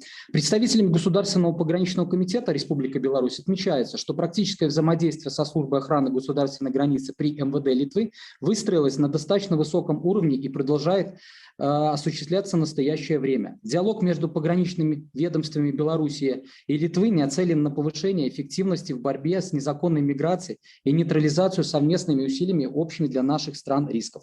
Однако попытки отдельных политиков манипулировать цифрами явно не способствуют повышению качества взаимодействия в такой важной сфере, как охрана государственной границы, и создают фон, который оказывает негативное влияние на продуктивность профессионального сотрудничества белорусских и литовских пограничников. Вынесение же литовской стороной проблемы на международной площадке без ее должной проработки на межведомственном профессиональном уровне является очевидно контрпродуктивным шагом. Хочу отметить, Беларусь сохраняет приверженность своим международным обязательствам и заинтересованность в объединении усилий в борьбе с общими транснациональными угрозами. В этой связи в очередной раз предлагаем литовским коллегам не заниматься политизацией вопросов в попытках предоставить Беларусь в максимально невыгодном свете, а совместными усилиями искать пути повышения эффективности охраны границы. Благодарю за предоставленное слово. Thank you very much, sir, for your intervention. The next speaker on my list is Mr. Gumar Dusenbayev from Kazakhstan, followed by Ms. Kari Henriken from Norway. Mr. Dusenbayev, you have the floor. Благодарю за возможность донести коллегам позицию нашей страны в рамках обсуждаемого вопроса, а также хотелось поблагодарить госпожу Ходжа за интересный и содержательный доклад. Как отмечалось в докладе, пандемия тесно связана с экологическими вызовами, с которыми сталкивается все человечество. Сегодня вопрос улучшения состояния окружающей среды все больше выходит на первый план глобальной повестки дня. Мировое сообщество нацелено на зеленую трансформацию экономических процессов с прицелом на бережное отношение к окружающей среде. Президент Казахстана Касым-Жомарт Токаев реализует курс реформ по озеленению экономики. Эти реформы направлены на решение актуальных экологических проблем и ориентированы на гармонизацию казахстанского законодательства с требованиями стран ОСР. Принятый новый экологический кодекс направлен на решение системных экологических проблем, таких как загрязнение атмосферного воздуха, управление отходами и внедрение передовых технологий на предприятиях промышленности. Казахстан присоединился к глобальным экологическим инициативам по недопущению роста выбросов парниковых газов. Мы преследуем цель по достижению углеродной нейтральности к 2060 году в качестве обязательства по борьбе с изменением климата. В свете глобальной пандемии COVID-19 Казахстан предложил специальный многосторонний орган Международное агентство по биологической безопасности. Орган будет подотчетен Совету безопасности ООН и будет основан на идее запрета разработки бактериологического оружия. Призываю коллег поддержать эту нашу инициативу. Хочу отметить, что пандемия внесла серьезные коррективы в наш образ жизни. Казахстан в числе немногих стран сумел наладить производство собственной вакцины Казвак, которая была зарегистрирована в ВОЗ в качестве кандидатной вакцины, и развернула широкомасштабную вакцинацию населения в этом направлении. Благодарю за внимание. Thank you very much, sir. The next on my list is our Vice President, Ms. Kari Henriken from Norway, followed by Maria Karapetyan from Armenia. Thank you very much, Mr. Chair, for the word, and thank you, Doris, for your leadership in the committee. And I would also like to thank very much Mrs. Elona Hoxha for the thorough and broad report which addresses the main challenges this committee deals with. My first point is on climate change and economic recovery. It makes change, climate changes, as Toril explained for us so very well, leads to lack of food deliverance, shortage of income, and also shortage of state finances. People will then migrate and conflicts will rise and make societies and countries more unstable. That has to do with security. And in this report, you addresses, Ilona, the need for encouraging governments to stimulate the socio-economic recovery. And I totally agree with you on that. I will address the need also to have a special focus to the people made vulnerable, both from poverty, ethnicity, sexual orientation, or gender. I think gender perspectives should have a clear response in the recovery process in government actions. And my second point is on terrorism. On 22nd of July, it is the 10th anniversary on the terrorist attack on youths and the governments in Norway. 69 youth was cold-bloodedly murdered and 8 more died in a massive bomb attack towards the government buildings by a Norwegian boy, radicalized by a Nazist and racist ideologies. We have to unite our forces to prevent and firmly meet such activities. Multilateralism is the best answer to defend our societies against this devastating development. And I want to appreciate the work that Mr. Reinhold Lopatka is doing in this regard. That is an essential work to countering terrorism. I think we also in this matter should address the prevention of such developments in all our countries. And when we have to include the youth and education and work. Thank you. Thank you very much, Madam Vice President. Also, thank you for coming to Vienna recently and joining some of our activities here. My next speaker on the list is Ms. Maria Karapetyan from Armenia, followed by Ms. Marilou McFedran from Canada. Ms. Karapetyan, the floor is yours. Thank you, Marco. Dear Doris, dear Ilona, dear colleagues, the report presented to us very well describes how borders closed and countries went into isolation due to the COVID-19 pandemic. I want to draw your attention to the fact that Armenia, for already 3 decades, lives in a blockade. During the first Nagorno-Karabakh war in the 90s, Azerbaijan and Turkey closed all communication routes to Armenia, and since then we live in isolation. Last fall, Azerbaijan, supported by Turkey and mercenaries, launched a full-scale war against Nagorno-Karabakh that has taken the lives of thousands of soldiers and civilians in the South Caucasus. We often hear the Azerbaijani parliamentarians, also in this parliamentary assembly, repeat after Aliyev that Azerbaijan quote unquote liberated its lands and quote unquote resolved the conflict. And I feel like we are in a medieval war tale. It saddens me that one can glorify war in the OSCE Parliamentary Assembly. When they say the conflict is resolved, do they even notice the presence of the Russian peacekeepers in Nagorno-Karabakh that are there to prevent the Azerbaijani army from sweeping away the rest of the Armenian people of Nagorno-Karabakh? Do they even notice the Turkish army on their territory? The new status quo is very far from a solution, and the OSCE Minsk Group co-chairs tell all of us exactly that. On April 13, the co-chair's statement stresses, direct quote, that special attention should be paid to the achievement of a final, comprehensive, and sustainable settlement on the basis of the elements and principles well known to the sides. In the meantime, instead of removing the blockade and engaging in good faith negotiations for reopening communications in the South Caucasus, Aliyev declares he wants a piece of the Republic of Armenia as a sovereign corridor to Turkey. On May 12, he invaded the territory of Armenia in an attempt to implement this plan and is still not withdrawing. Dear colleagues, I invite you to take a critical stance when members of this parliamentary assembly glorify war.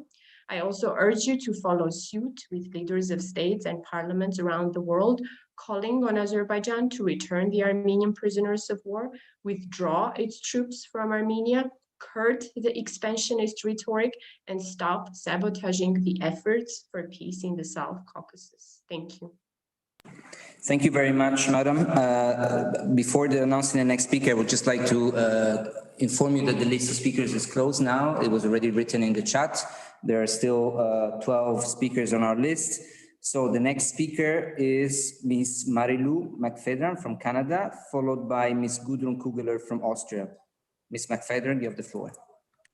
Thank you very much. Dear colleagues, the interventions this morning have been interesting and I've learned a lot.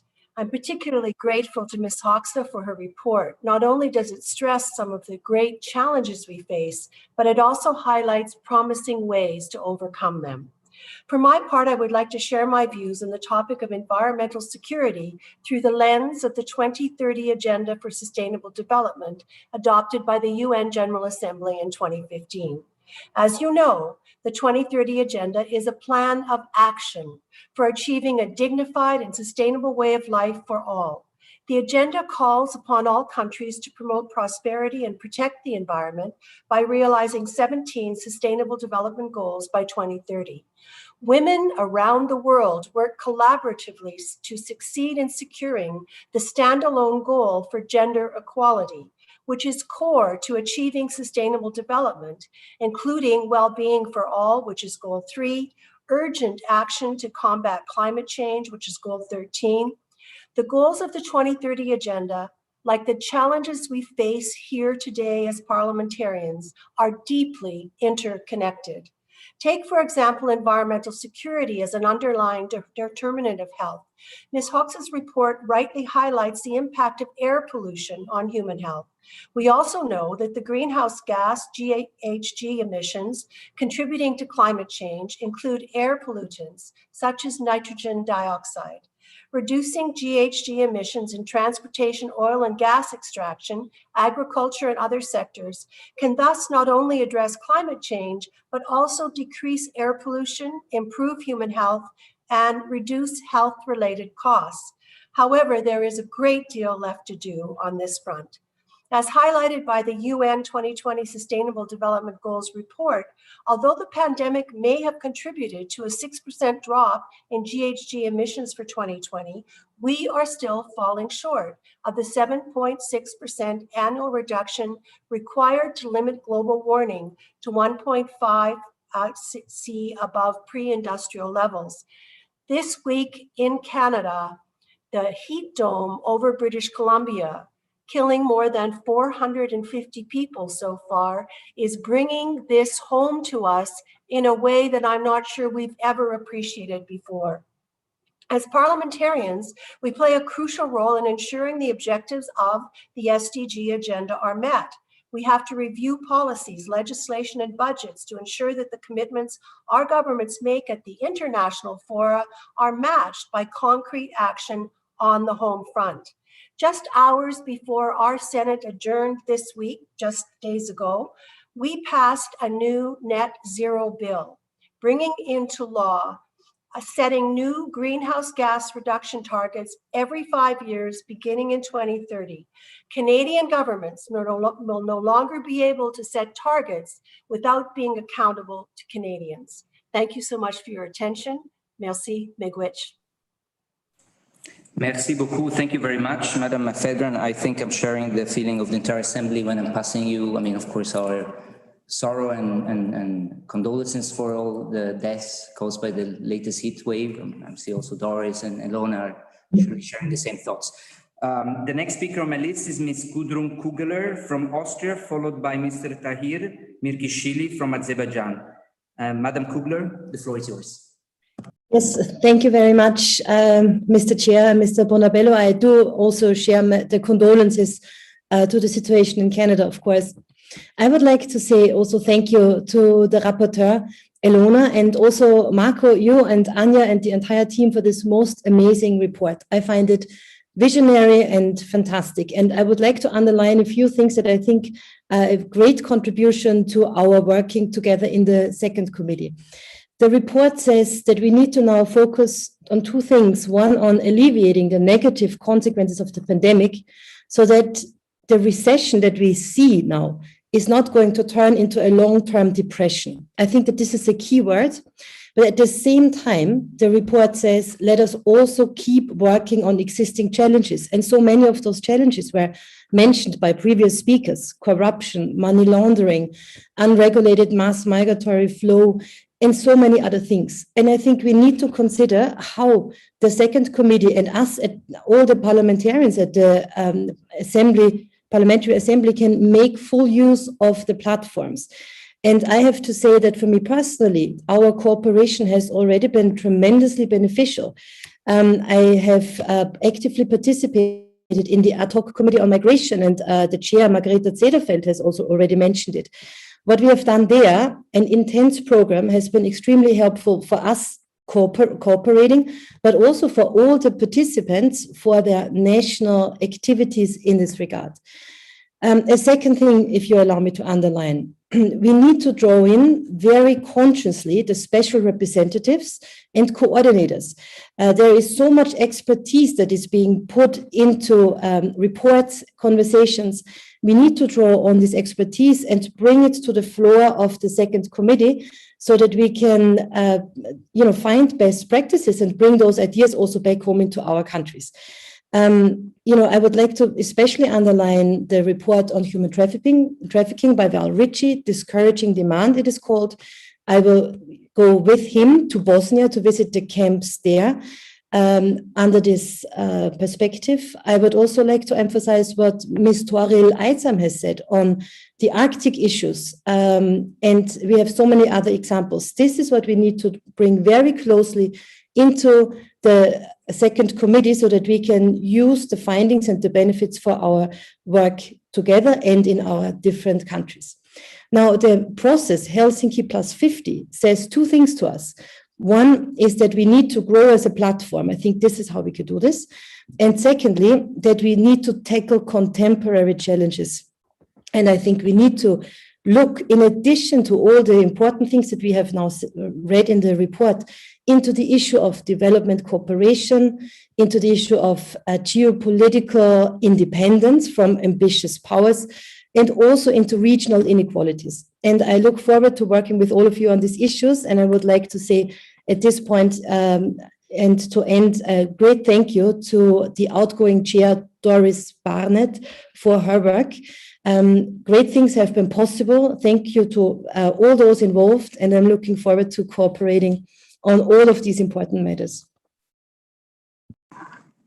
Thank you very much, Ms. Kugler. I of course associate myself with the thanks you expressed towards the work of our chair and rapporteur, and also thank you for the kind words you expressed towards us, the International Secretariat. The next speaker on my list is Mr. Tahir Mirkishili from Azerbaijan, followed by Yara Sachs from Canada. Mr. Mirkishili, the floor is yours. Thank you very much, Marco. Dear Doris and dear colleagues, it's very nice to see you, at least our monitors, after maybe the post-pandemic period. I want to thanks to Elona Hoxie, also very nice and very comprehensive actually reports that touching all of the objects of today's economic life. But before entering my speech, I'm obliging to comment some of the acquisitions made by Armenia, my colleagues. It will cut my time, I know. But let's do it, because there's a lot of the fast acquisitions, even I don't know which of them I will comment now. Okay, let's try. Armenia actually continues even today to disseminate false allegations against Azerbaijan regarding Armenian nationals detained in the course of counter-terrorist operations made by State Security Service of Azerbaijan by presenting them as hostages, as you have been witness now, to be transferred under the paragraph 8 of the trilateral statements. But they are terrorists, according to the trilateral agreement, and arrested in a couple of weeks after the ending of the war, actually. And they recognize them as terrorists, recognize their crimes against Azerbaijan at court process nowadays that doing in Baku now. But they recognize, but Armenian parliaments do not recognize it. Zangezur corridors was the part of the trilateral agreements between Azerbaijan, Armenia, and Russia, as well as the Lachin corridors. This corridor will unblock the part of Azerbaijan territories that blocked by Armenia during the last 30 years. One of my colleagues, Maria Karapetyan, said that the borders of Armenia was closed during the last 30 years. Yes, she's true. but the Azerbaijan part of the Nakhchivan also is blocked during the last 30 years. This is all of the fact and results of the occupation policy of Armenia that we have caused now. But today's policy is different. So we think that the war is ended, conflict is over, we are ready, and we want to live with Armenia in peace and perspectives. And we think that the opening of the corridors and blocking the transportation, especially on the railways, will meet interests of all of the countries as well as Armenia also. That's why I call my colleagues to stop the distribute false information, to mislead the false information as they did during the last 30 years. Let's look at the future. Let's look at how we will solve these problems, how we will actually grant our nations in Armenia and Azerbaijan to believe peace and prosperity in the future. Regarding our reports, I want to understand that in the meantime, I believe that this crisis provides an opportunity to reevaluate metrics of success, such as by giving greater considerations to the quality as well as quantity of new jobs.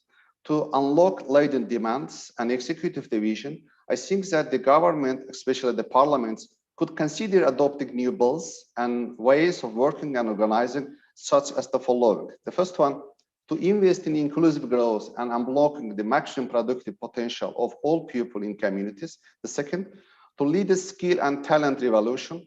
Initiatives that could help achieve that goal include strengthening education on problem solving, science, technology, engineering, and mathematics at all levels should be motivated. Third one, to invest in digital infrastructure, access to close the divide. And the last one, to invest in making cities citizen-centric, actually. I think that we have to work in this direction, following multilateralism. We believe that only together we can achieve these goals, because a new world means common homes for everyone. Only the multilateralism could save the future conflicts and could be the actual main goals of the nations to live in prospects, in peace, and to develop, to meet the challenges that will be in the front of in the next 100 years. Thank you very much for your times. Thank you very much, Mr. Markoshvili. The next speaker on the list is Ms. Yara Sachs from Canada, followed by Ms. Paola Taverna from Italy. Ms. Sachs, the floor is yours. Thank you, Marco, and thank you, Madam Chair, and thank you to my colleagues for their interventions, and a special thanks to Ms. Ilona Shubria-Hoju for her thought-provoking and forward-thinking report. I'm speaking to you from Toronto, Canada, on the unceded territory of the Mississaugas of the Credit and the many First Nations who call Canada home. As a recently elected Minister of the Parliament of Canada, I'm honored to participate in this important discussion today and share my thoughts with you on our efforts to address human-induced climate change.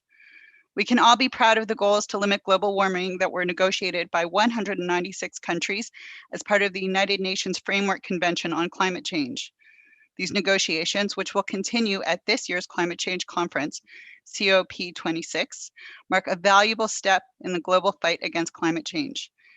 However, as parliamentarians, our work must continue at home.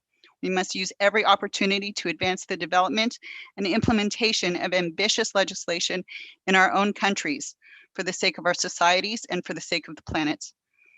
Just this week, the Canadian Parliament took an important step towards the goals outlined in the 2015 Paris Agreement. Our Parliament passed the Canadian Net Zero Emissions Accountability Act, which reached royal assent just yesterday. This new act commits Canada to achieving net zero greenhouse gas emissions by 2050. It will bind our government and future governments to take action to reduce Canada's emissions. It will help ensure that by the middle of the century, emissions made in my country are balanced by the removal of greenhouse gases. I am proud to have played a role in strengthening this legislation during its review in the Standing Committee on Environment and Sustainable Development. Our committee proposed a number of important amendments, which are included in the adopted version of the legislation and are examples of best practices. Allow me to share some of them. We've required that each target, once established, is to be more ambitious than the last. Understanding the urgency of climate change, our government must set an interim emissions reduction target for 2026 to help ensure we achieve our Paris Agreement goal by 2030. And when making its climate plans, they must be inclusive, which is why our government must consider the United Nations Declaration of the Rights of Indigenous Peoples when making these decisions. This legislation comes at a critical time We are witnessing examples of extreme weather in Canada and around the globe. This week, a town in the Canadian province of British Columbia, Dr. Fry's home province, broke the record for the hottest temperatures ever recorded in Canada. I want to remind my colleagues we must achieve net zero emissions no later than 2050 to avoid the worst impacts of climate change. As parliamentarians, we have a unique role to play in encouraging our governments to adopt ambitious legislation targets on reducing our emissions. Beyond legislations, we as parliamentarians must support other efforts to reduce our impact on the climate. We must encourage investment in public transit and pathways for cycling and walking. We must push for a ban on unnecessary single-use plastics, and we must promote responsible consumerism. As parliamentarians, let us take this critical moment to raise awareness both amongst our constituents, our governments, and our multilateral relations of the need to transition to an environmentally friendly economy and continue to work with each other in best practices in our multilateral efforts. Thank you for the time. Thank you very much, Madam Sachs. The next speaker is on the list is Ms. Paola Taverna from Italy, followed by Ms. Sheila Jackson-Lee from the United States of America. Paola, carissima, a te la parola. Grazie Marco, signor Presidente, gentili colleghi, è con grande piacere che sono oggi ospite della seconda commissione. Ho letto con gioia il vostro rapporto e dunque desidero esprimere un sentito ringraziamento nei confronti della collega e ormai amica Ilona per la professionalità e la sensibilità mostrata nel svolgere il suo lavoro. Infatti, nell'ambito delle importanti tematiche affrontate nel contesto del rapporto viene dato adeguato rilievo anche alla questione trasversale dell'invecchiamento della popolazione, quale fenomeno da respiro globale. I dati resi noti dalle Nazioni Unite, che sono stati ricordati anche prima dalla collega Fry, devono far riflettere. Ogni paese del mondo sta registrando una crescita della percentuale di persone anziane e il 2019 ha visto, come ricordava la dottoressa Fry, 703 milioni di persone di età pari o superiori a 65 anni nella popolazione mondiale. Si prevede che questo numero raddoppierà arrivando a 1,5 miliardi nel 2050. Quindi condivido appieno la visione del rapporto nella parte in cui afferma che in tale contesto demografico risulti essenziale garantire pari opportunità anche alle persone anziane, particolarmente colpite dalla crisi sanitaria, affinché possano godere in maniera effettiva i loro diritti umani e sviluppare pienamente il loro potenziale umano. Questa impostazione, secondo me, riflette bene i valori e i principi dell'OSCE, che da sempre ritiene una priorità adoperarsi per tutelare gruppi particolarmente vulnerabili dei cittadini nell'ambito dei paesi dell'area OSCE. Aggiungo solamente che in Italia ho presentato personalmente 2 disegni di legge volti ad affrontare la questione del progressivo invecchiamento della popolazione ed ho inoltre recentemente costituito un apposito intergruppo parlamentare dal nome Longevità Prospettive Socio-Economiche, al fine di affrontare in maniera trasversale e con un approccio olistico tutte le sfaccettature di questo tema di grande rilievo per il futuro di tutti. Quindi concludo auspicando che la nostra assemblea parlamentare dell'OSCE diventi sempre più un consesso dove affrontare in merito a questo fenomeno di natura globale, soprattutto al fine di individuare strategie e misure di ampio respiro e dall'impatto concreto a beneficio delle persone della nostra famiglia OSCE. Grazie per l'attenzione. Grazie, grazie infinite, Presidente. Thank you very much. Ms. Paola Taverna, I will now give the floor to Ms. Sheila Jackson-Lee from the United States of America, followed by Ms. Patricia Bowlby from Canada. Ms. Jackson-Lee, you have the floor. Good morning. Thank you so very much for this opportunity for an intervention. Thank you to the Reflector. America's back. We're going to build back and stand on the importance of our economic security, but as well, the world's economic security.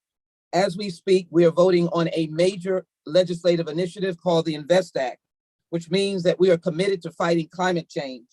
In addition, we're committed to rebuilding roads, bridges, transit, and rail in a manner that provides economic security and opportunity. What I'm most excited about are opportunities for historic investment in wastewater infrastructure, clean water state revolving fund dollars, drinking water. All of this has been diminished particularly in the last 4 years. America is the defender of democracy. And I believe that whatever we speak about, we should ensure that our words incorporate our fight against corruption and diminishing of democracy. So I think it is important that we continue to include our concerns about our neighbors in Africa and South and Central America. As you well know, we're facing an immigration influx, and it is important that we begin to focus on that immigration influx in a way that speaks to humanitarianism and to the economic opportunity.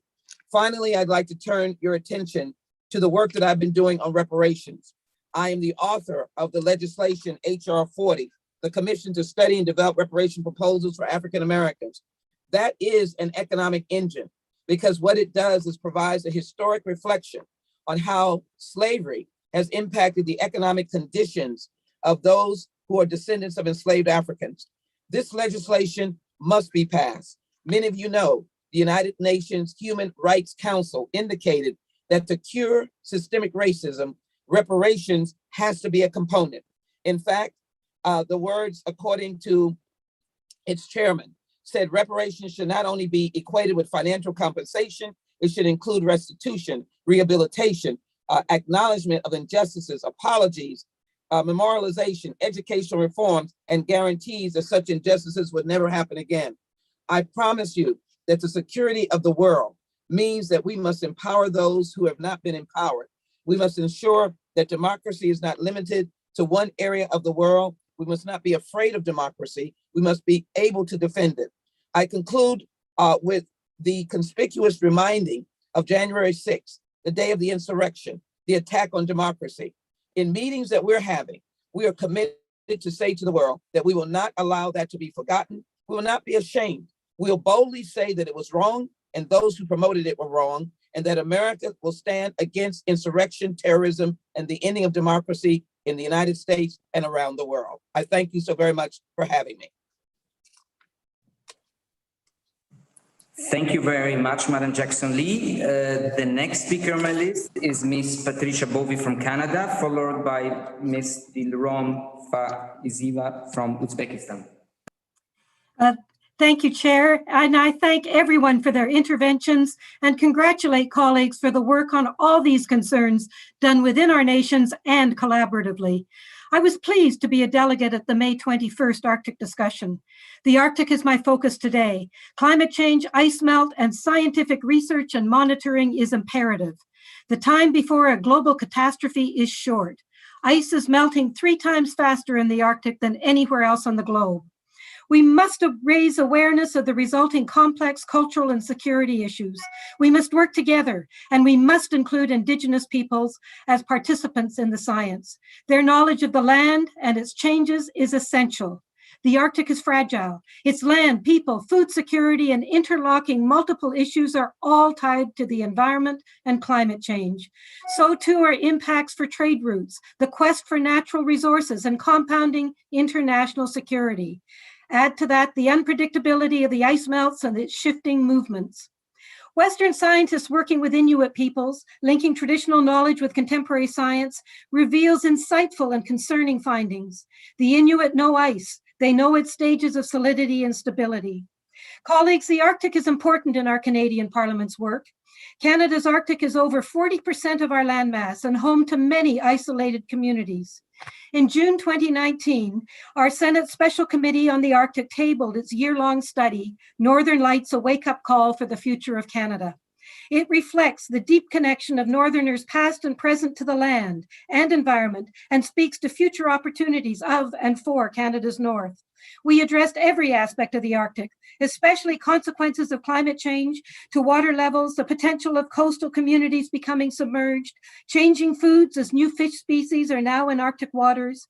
We looked at environmental concerns of increased tourism, natural resource extraction, and shipping, and the very real concerns of security and sovereignty. Key science and international goals include working with Indigenous organizations to direct how Indigenous knowledge and science can be better synergized, recognizing socio-economic and cultural equity opportunities in Arctic environmental conservation, and Indigenous environmental stewardship initiatives supporting a conservation economy. Supporting international Arctic scientific cooperation, ensuring scientific activities conducted in the Canadian Arctic are indeed focused on knowledge needs of local Arctic residents, ensuring Arctic security, safety, and Canada's sovereignty. With Arctic Indigenous participation, regulating activities in Canada's Arctic waters, including shipping corridors, icebreaking capacity, and bonding and insurance requirements, facilitating information sharing involving participation of all Arctic states. In conclusion, time is short to save our planet. We must work together, understand the core role of the Arctic, and involve Indigenous people who have stewarded and lived on these lands for millennia. I thank you all. Thank you. Thank you very much, Ms. Bobby, for your intervention. The next on my list is Ms. Dalerom Faizieva from Uzbekistan, followed by Ms. Farah Karimi from the Netherlands. Ms. Faizieva, you have the floor. Благодарю вас. Добрый день, уважаемые коллеги. Делегация парламента Узбекистана поддерживает положение доклада по укреплению многостороннего подхода в период глобального кризиса, содержащий парламентский призыв к дальнейшим действиям, подготовленный и представленный госпожой Ходжа. И хотелось бы акцентировать ваше внимание на вопросах достижения 17 целей устойчивого развития.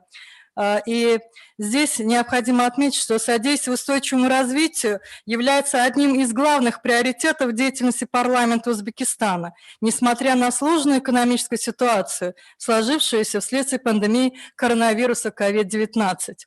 Мы осознаем, что меры по борьбе с пандемией и предупреждение ее негативного воздействия на социальную и экономическую жизнь граждан, предстоящие действия по восстановлению экономики бесспорно требуют межпарламентского сотрудничества. Свидетельством приверженности Узбекистана общему делу достижения целей устойчивого развития является проведенное недавно в городе Бухаре в Узбекистане Международного форума по межпарламентскому глобальному сотрудничеству в реализации ЦУР, в котором принимали участие представители парламентской ассамблеи ОБСЕ. В ходе хотелось бы сказать, что здесь отметить, что президентом Республики Узбекистан было выдвинуто предложение о необходимости принятия специальной резолюции, направленной на повышение роли парламента в вопросах достижения целей устойчивого развития в ходе 75-й сессии Генеральной Ассамблеи Организации Объединенных Наций. Принятие такого документа должно послужить сильной основой дальнейшему развитию законотворческой и контрольной функции парламентов, эффективности принимаемых решений в условиях происходящих изменений и непредвиденных обстоятельств. Это, в свою очередь, является важным фактором развития парламентаризма, продвижения парламентской дипломатии, направленным на объединение усилий законодательных органов. От имени делегации Узбекистана мы выражаем свою готовность для дальнейшего конструктивного межпарламентского взаимодействия в укреплении безопасности и стабильности в регионе ОБСЕ через развитие многосторонних подходов, а также взаимного сотрудничества в разработке резолюций по острым экономическим и экологическим проблемам современности. И в заключение хотелось бы поблагодарить госпожу Барнетт и госпожу Ходжа за проведенную колоссальную работу и благодарю вас за внимание.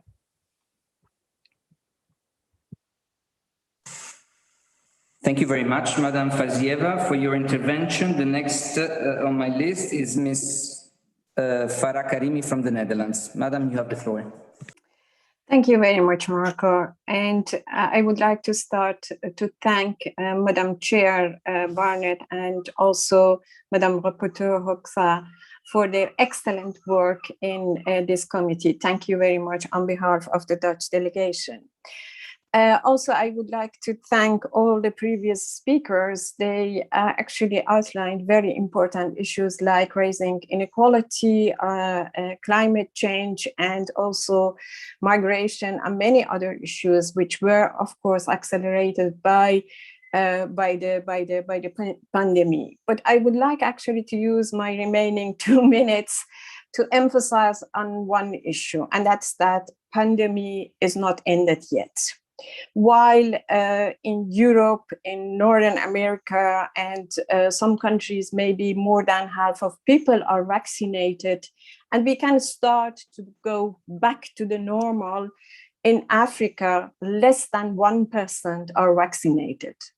Please let us not forget that there are many, many millions of people who still are struggling with the pandemic. And that brings me actually to one point that I would like really strongly emphasize on that, and that is the accessibility of the vaccines for everybody.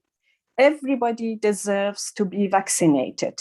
And that means that we need our governments to act. Our governments should actually share the vaccine recipe, COVID-19 vaccine recipe with everybody by suspending the intellectual property. And that's not happening. We know that some governments are reluctant doing that and are opposing this issue. So I urge you, colleagues, and I really call on you, please, in your parliaments, call on your governments so that your governments actually take the action so that we can really end the pandemic for everybody in this world. And then also we can talk about building back better. Thank you very much. Thank you very much, Ms. Karimi, for your intervention. We have now the request from 2 members to take the floor again. Hence, I would limit the intervention to 1 minute and 30 seconds since it's the second intervention. And we have, first and foremost, to begin with, Mr. Vadim Dengin from the Russian Federation. Mr. Dengin, the floor is yours, please. Спасибо, Марко. Огромная благодарность госпоже Дорис Барнетт и Илоне Ходжи, и вам, Марко, за профессиональное ведение площадки, за возможность высказаться абсолютно всем странам. И самое главное, это политический диалог, который выстраивается вне зависимости от взглядов, от позиций. И самое главное, у нас же участие на территории Организации по безопасности и сотрудничеству в Европе, поэтому каждая страна имеет право заявить свой голос. Но важно учиться политическому диалогу, выстраиванию политической дискуссии, грамотной, потому что мы с вами здесь все профессиональные политики. Политики с большой буквы, которые представляют свои страны, представляют своих граждан. Но вот допускать высказывание подобных низкопробных вещей господином Герасимовым, который, прежде всего, заместитель председателя комитета, это не профессионально. И тем более у нас площадка, о которой говорила Илона Ходжа, деполитизация. Важный элемент, деполитизация. И исходя из того, что мы обсуждали сегодня, ни в коем образом нельзя оскорблять страны. Нельзя заниматься низкопробной политикой, низкопробными подобными вбросами. Поэтому я воздержусь от комментариев излишних. Это не для дискуссии какой-то неприятной. Но мы с вами должны учиться политическому диалогу. Россия терпеливая страна, мы с большим удовольствием будем протягивать руку взаимодействия абсолютно всем, и тем более на территории площадки ОБСЕ. Спасибо.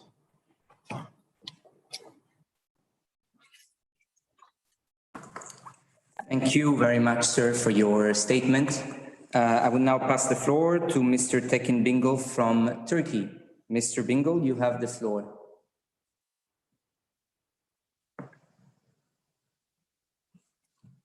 We don't hear.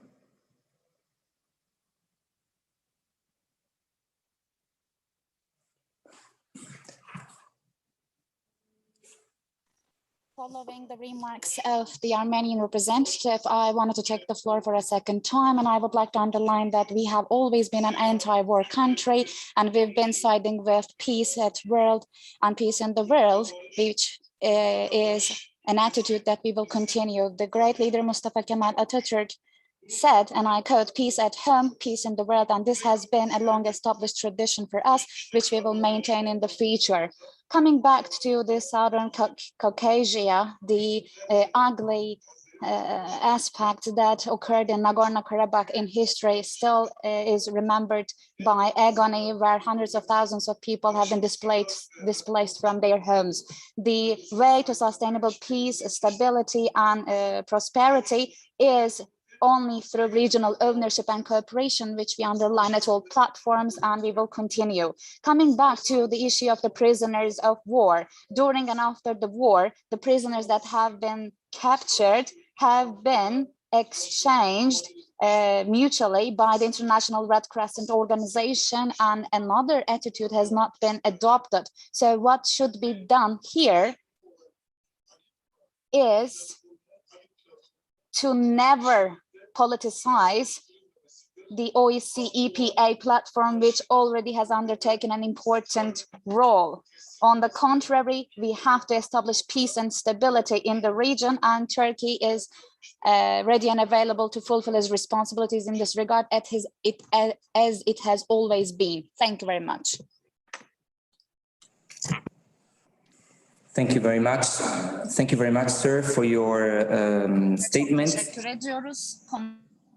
I would now like to, there was also a request from SIMA, the Italian Society of Environmental Medicine, to add a couple of comments at the end of the list of parliamentarians. I'm not sure if Alessandro Miani is connected or if I'm connected. You are connected, Alessandro. Thank you. Yes. Thank you very much. And sorry for the delay. You can speak also in Italian, and the Italian interpretation is... Okay. So you have Thank just you. a couple of minutes, please. Grazie. Prego. Ok, grazie Marco. Un buon pomeriggio a tutti voi. Io volevo ringraziare l'Assemblea parlamentare dell'OSCE per l'opportunità che ci ha concesso nel poter lavorare con voi e organizzare con voi o comunque dare il nostro contributo scientifico sui temi di nostro interesse, ambiente e salute, medicina ambientale, e l'augurio nonché la disponibilità nostra di continuare insieme questo percorso per il bene di tutte le popolazioni e dei cittadini che fanno parte degli stati che aderiscono all'OSCE, ma più in generale proprio per una salute planetaria di cui anche oggi in ottica del piano Next Generation EU, ma anche dei singoli piani dei paesi almeno europei per l'uscita di questa pandemia verso una reale transizione ecologica ed energetica, dobbiamo essere tutti assieme e la scienza a vostra disposizione. Noi ci siamo stati e ci saremo. Quindi vi ringrazio, chiedo scusa di questo collegamento per strada, ma sono in giro per incontri istituzionali, ma non volevo perdermi l'occasione di salutarvi e di ringraziarvi di persona. Grazie. Grazie Alessandro. Thank you very much for your contribution live to our discussions here, debates. This concludes the list of speakers for this agenda item. Dear Doris, I will now just ask Elona if she has some comments in response to all these, I think, 30 plus interventions. Dear Elona, the floor is yours. Thank you, Marco. Thank you all the colleagues for their contribution, valuable suggestion, remarks, and also supporting the report as well. And I find it, let's say, quite enriching discussion. And I think that it fuels also the work of the report, but more it is the implementation of the activities that suggestions that are presented in the report. And I'm also glad that some important points that we have already emphasized in the report are also emphasized and agreed by different colleagues. So when it comes, for example, to the parliamentary call for multilateral action, I think this also was something that was emphasized by many colleagues as well. And what also I find it an important, let's say, issue was also the economic impact of the crisis and how we need also to think for different approaches to surpass this situation, and also empowering also women and youth as well. It's also a very good idea that also the parliamentarians think that we should use more this kind of platforms, and such as the OSCE webinar dialogues, to share best practices and to develop also common approaches. And I think definitely the committee will also, it was also emphasized by a lot of colleagues, the socio-economic recovery, and that's why we encourage the governments in this field as well to do much more better work as well.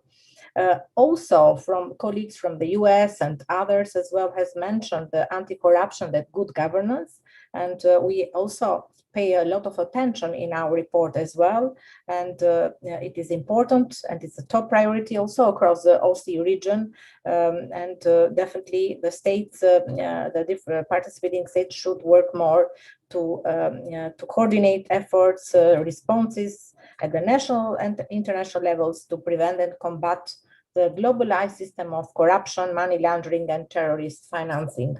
And definitely there are also a lot of possibilities for new approaches, including also the technology and digitalization, and also as a best practice. Also important was emphasized also the economic participation, human capital development as well. And also the colleague Paola from Italy mentioned also the population aging, which we know that is a global phenomenon, and we need also to ensure equal opportunities for elderly people as well. And also Dr. Fried also mentioned the gender issues and the discussion that we have done. I think we never neglect the gender issues and the women empowerment, but of course we all have to do more to advance gender mainstreaming efforts through the education, open public dialogue, and using also different, let's say, skills, and including many vulnerable groups as well.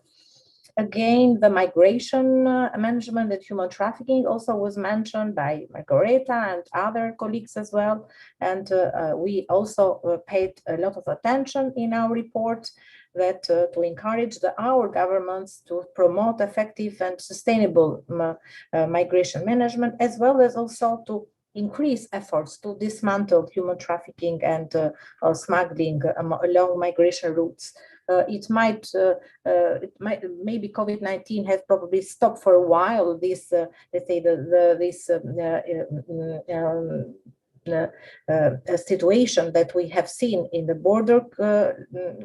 borders in many countries, but still we have also to know that there are a lot of people that across the camps, children, and are vulnerable also to trafficking and smugglers. So we agree to do a bit much more work. It was a concern that I want to pay a bit more attention, dear Marco and colleagues, from a colleague with regards if there is a link between environment issues and security issues. And again, that I want also to emphasize that environmental challenge affect us in many ways, and it can constitute a risk for the security, even when they do not lead to direct conflict. So effects are, let's say, wide, and besides let's say, it's wide-ranging, and besides the environment itself, they concern public health, economy, developments, infrastructure, and others. So we need to work together, and there are also a lot of policy papers that also direct us to do a bit more work when it comes to the framing environment security. And I think we have also did OSCE PA web dialogue only on that matter, framing the environment, security, and public health nexus. But definitely, we can also we can emphasize a bit more focus on these issues and clarify and also showing how the links do exist. Also, the environmental degradation, climate change was also mentioned, and I'm glad that a lot of colleagues mentioned the climate change, which has been recognized as a climate crisis, and we know that is also defined by United Nations and as an overarching emergency of 21st century. And of course, we never forget Arctic issues, dear Toriel. And as you said also, what happened in Arctic is a global issue, and of course, we agree on that, and we have to coordinate efforts and give much more support, the direct support for the climate crisis on the Arctic issues. Air pollution and public health and COVID-19, I think, is an innovative approach, if I can say, of the second committee with the support of the leaders and Marco and the team from the international expertise that also have shown, let's say, direct, let's say, or detrimental effects of environment pollution on the citizens' health, and we should work and be focused more and also increase awareness and speak more with the public on these issues and to advocate also for tighter environmental regulations and safeguarding public health and also saving public funds as well. So again, I think that we all have to work towards a more, let's say, interlinked issues and interlinked approach, including all the issues that we have mentioned as a priority of our second committee.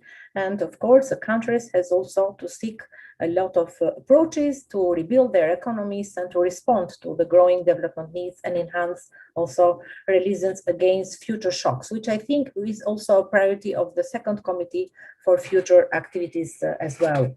I don't know if I managed in a short time to address all the concerns, but I think that I'm glad that the colleagues mentioned and emphasized the key points which were very important for our report and we took into the consideration. Thank you very much. Thank you very much, Ilona, for all your additional thoughts. I mean, of course, I would just also add that, I mean, it is part of the OSCE comprehensive security approach to consider environmental issues a part of the security of our countries. It is, you know, enshrined in the Helsinki Final Act. Having said this, I would just like to apologize if we had some small issues with the Italian interpretation, which was off for a few minutes occasionally, but I think everything should be solved. This completes the discussion under this agenda item, and I will give back the floor to our dear chair, Doris, for the remainder of the meeting. Doris, you have the floor. Thank you. Well, thank you, Marco. And I just can say what a great and helpful debate. Dear colleagues, please allow me to add a note under any other business related to the elections that will take place electronically from Monday, July 5th at 10 a.m. Until Tuesday, 6th July, until 1600 or 4 p.m. Central European Time. As you may know, we will also are holding elections for the committee offices during the remote session.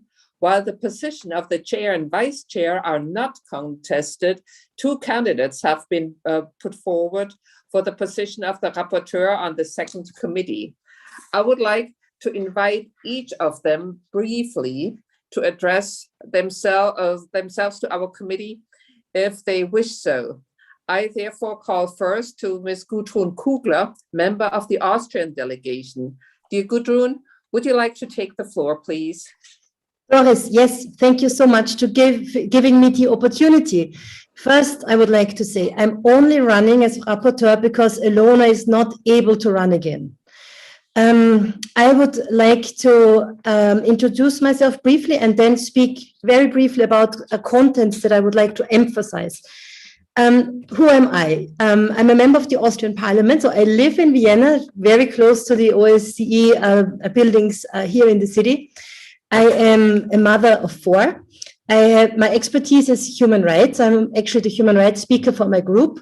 I have a doctorate in international law, and I have worked with most of the international institutions in the OSCE region, very closely with the European Union, the Fundamental Rights Agency, the Council of Europe, the UN, and also with ODIHR and OSCE over many years.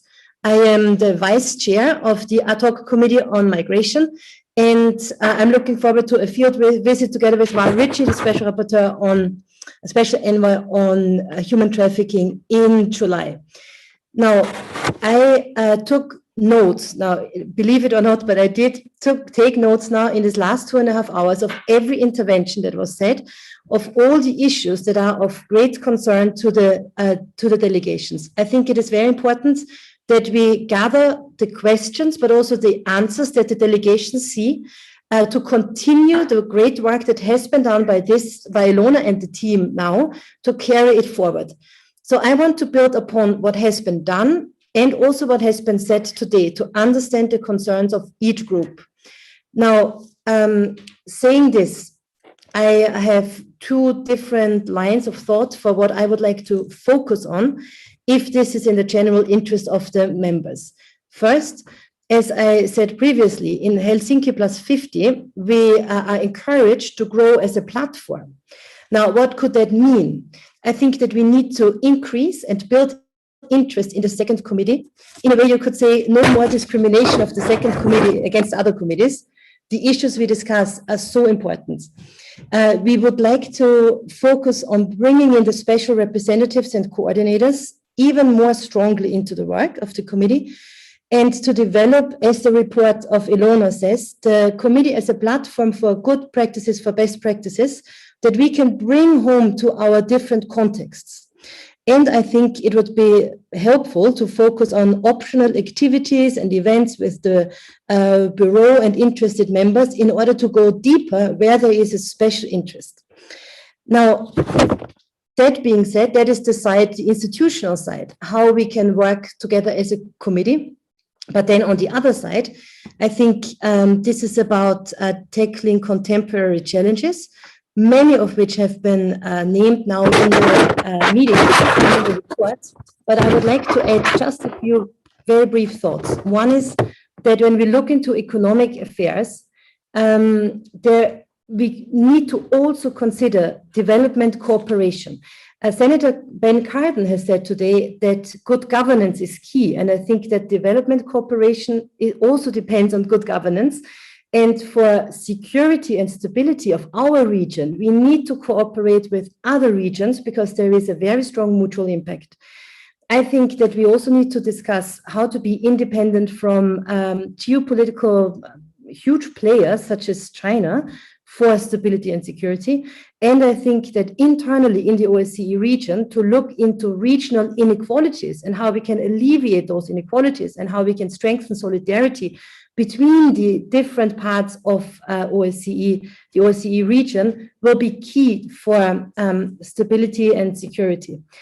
I also think that we need to look into the demographic challenges of our time. Our region will change through demographics. And Paola from Italy has very eloquently talked about the situation of the elderly. I think I would like to add the issue of loneliness. These are new things coming up. If we want to tackle contemporary challenges, we need to foresee challenges of the near future. This is already part of our lives today. And when we talk about technology and science, I think we also need to look into the issue of issues of artificial intelligence. That's things that we can only tackle on a multilateral level. Now, peace and prosperity need stability and security, and they need freedom. This is, I think, a key phrase for our work together in the second committee. And I would like to end by saying thank you to the Secretariat and to all the people involved into making this hybrid, next week hybrid, but this online session so successful, so that it's easy for us to listen and to learn and to go deeper together, even though we're not together in the same room. But I do hope very much that very soon we will be able to do this in person, and then that I will be able to welcome all of you to my hometown of Vienna. Many thanks. Thank you, dear Gudrun. And now I would like to offer the floor to our colleague Luigi Gusori, a member of the Italian delegation, for a couple of minutes. Dear Luigi, you have the floor, please. Grazie Presidente, cari colleghi, poche parole per presentarmi. Sono un senatore italiano e sono membro di questa Assemblea dell'OSCE dal 2018. Quando sono diventato senatore ero presidente dell'Assemblea Comunale della mia città natale, Lodi. Lodi è una città importante della regione Lombardia che è il mio collegio elettorale. Ma la Lombardia, guidata da Milano, è soprattutto il motore produttivo ed economico d'Italia e sede di una delle prossime Olimpiadi. Vivo ancora a Lodi con la mia compagna Silvia e mio figlio di 17 anni. Sono un informatico e ho lavorato nel settore IT di una grande azienda energetica italiana. La mia carriera politica è iniziata nel 1992 nella Lega, che oggi è il primo partito italiano e attualmente il mio partito è al governo e fa parte di una grande coalizione di unità nazionale, capace di fare sintesi fra le posizioni dei diversi partiti e favorevole al dialogo multilaterale. Come delegato italiano dell'Assemblea parlamentare OSCE ho sempre partecipato attivamente a tutte le iniziative. Insieme a molti di voi, infatti, ho preso parte dal 2018 ad oggi a 11 missioni di osservazione elettorale in Europa, in Asia e in America. Vorrei continuare con questo entusiasmo la mia attività all'interno della OSCE-PA. Per questo sottopongo a tutti voi la mia candidatura a relatore di questa commissione. D'accordo con tutti voi vorrei portare al centro dei lavori della Commissione i grandi temi di oggi: la protezione dell'ambiente, il sostegno alla ricerca scientifica, lo sviluppo economico globale. Lo farò con il dialogo, ascoltando e accogliendo i contributi di idee di tutti voi e cercando soluzioni condivise. Penso infatti che assumere posizioni estremiste, integraliste e divisive non sia utile al nostro comune lavoro. Solo facendo squadra a livello internazionale sui grandi temi dello sviluppo sostenibile e della tutela dell'ambiente potremo guardare con ottimismo al futuro. Solo così riusciremo a superare la crisi globale causata dal virus. Solo insieme permetteremo ai nostri cittadini di ritornare alle condizioni di vita precedenti la pandemia. Magari insieme riusciremo anche a migliorarle. Sono e sarò a disposizione di tutti voi e confido nel vostro sostegno.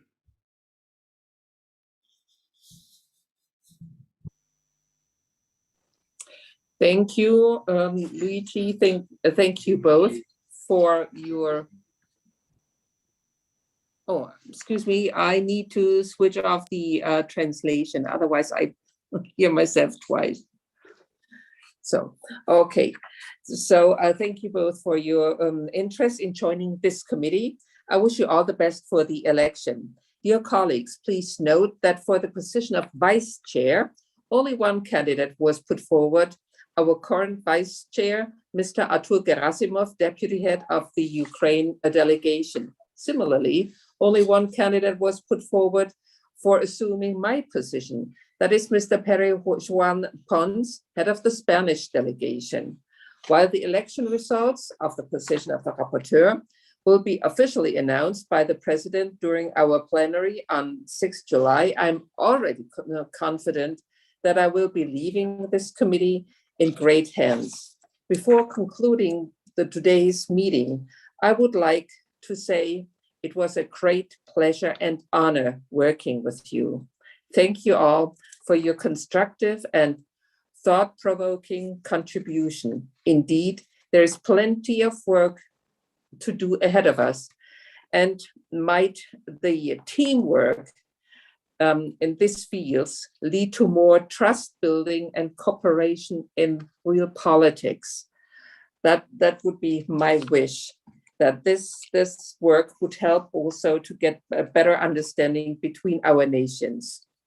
Finally, I would like to thank the International Secretariat for its support in organizing today's online meeting, as well as the interpreters for their real outstanding performance. Thank you. I just can't imagine how hard it is to do this translation all the time. Well, the meeting is now closed, and please do have a good, lasting day and a good time until we see probably next week in Vienna. Thank you. Thank you, Doris. Bye. Bye-bye.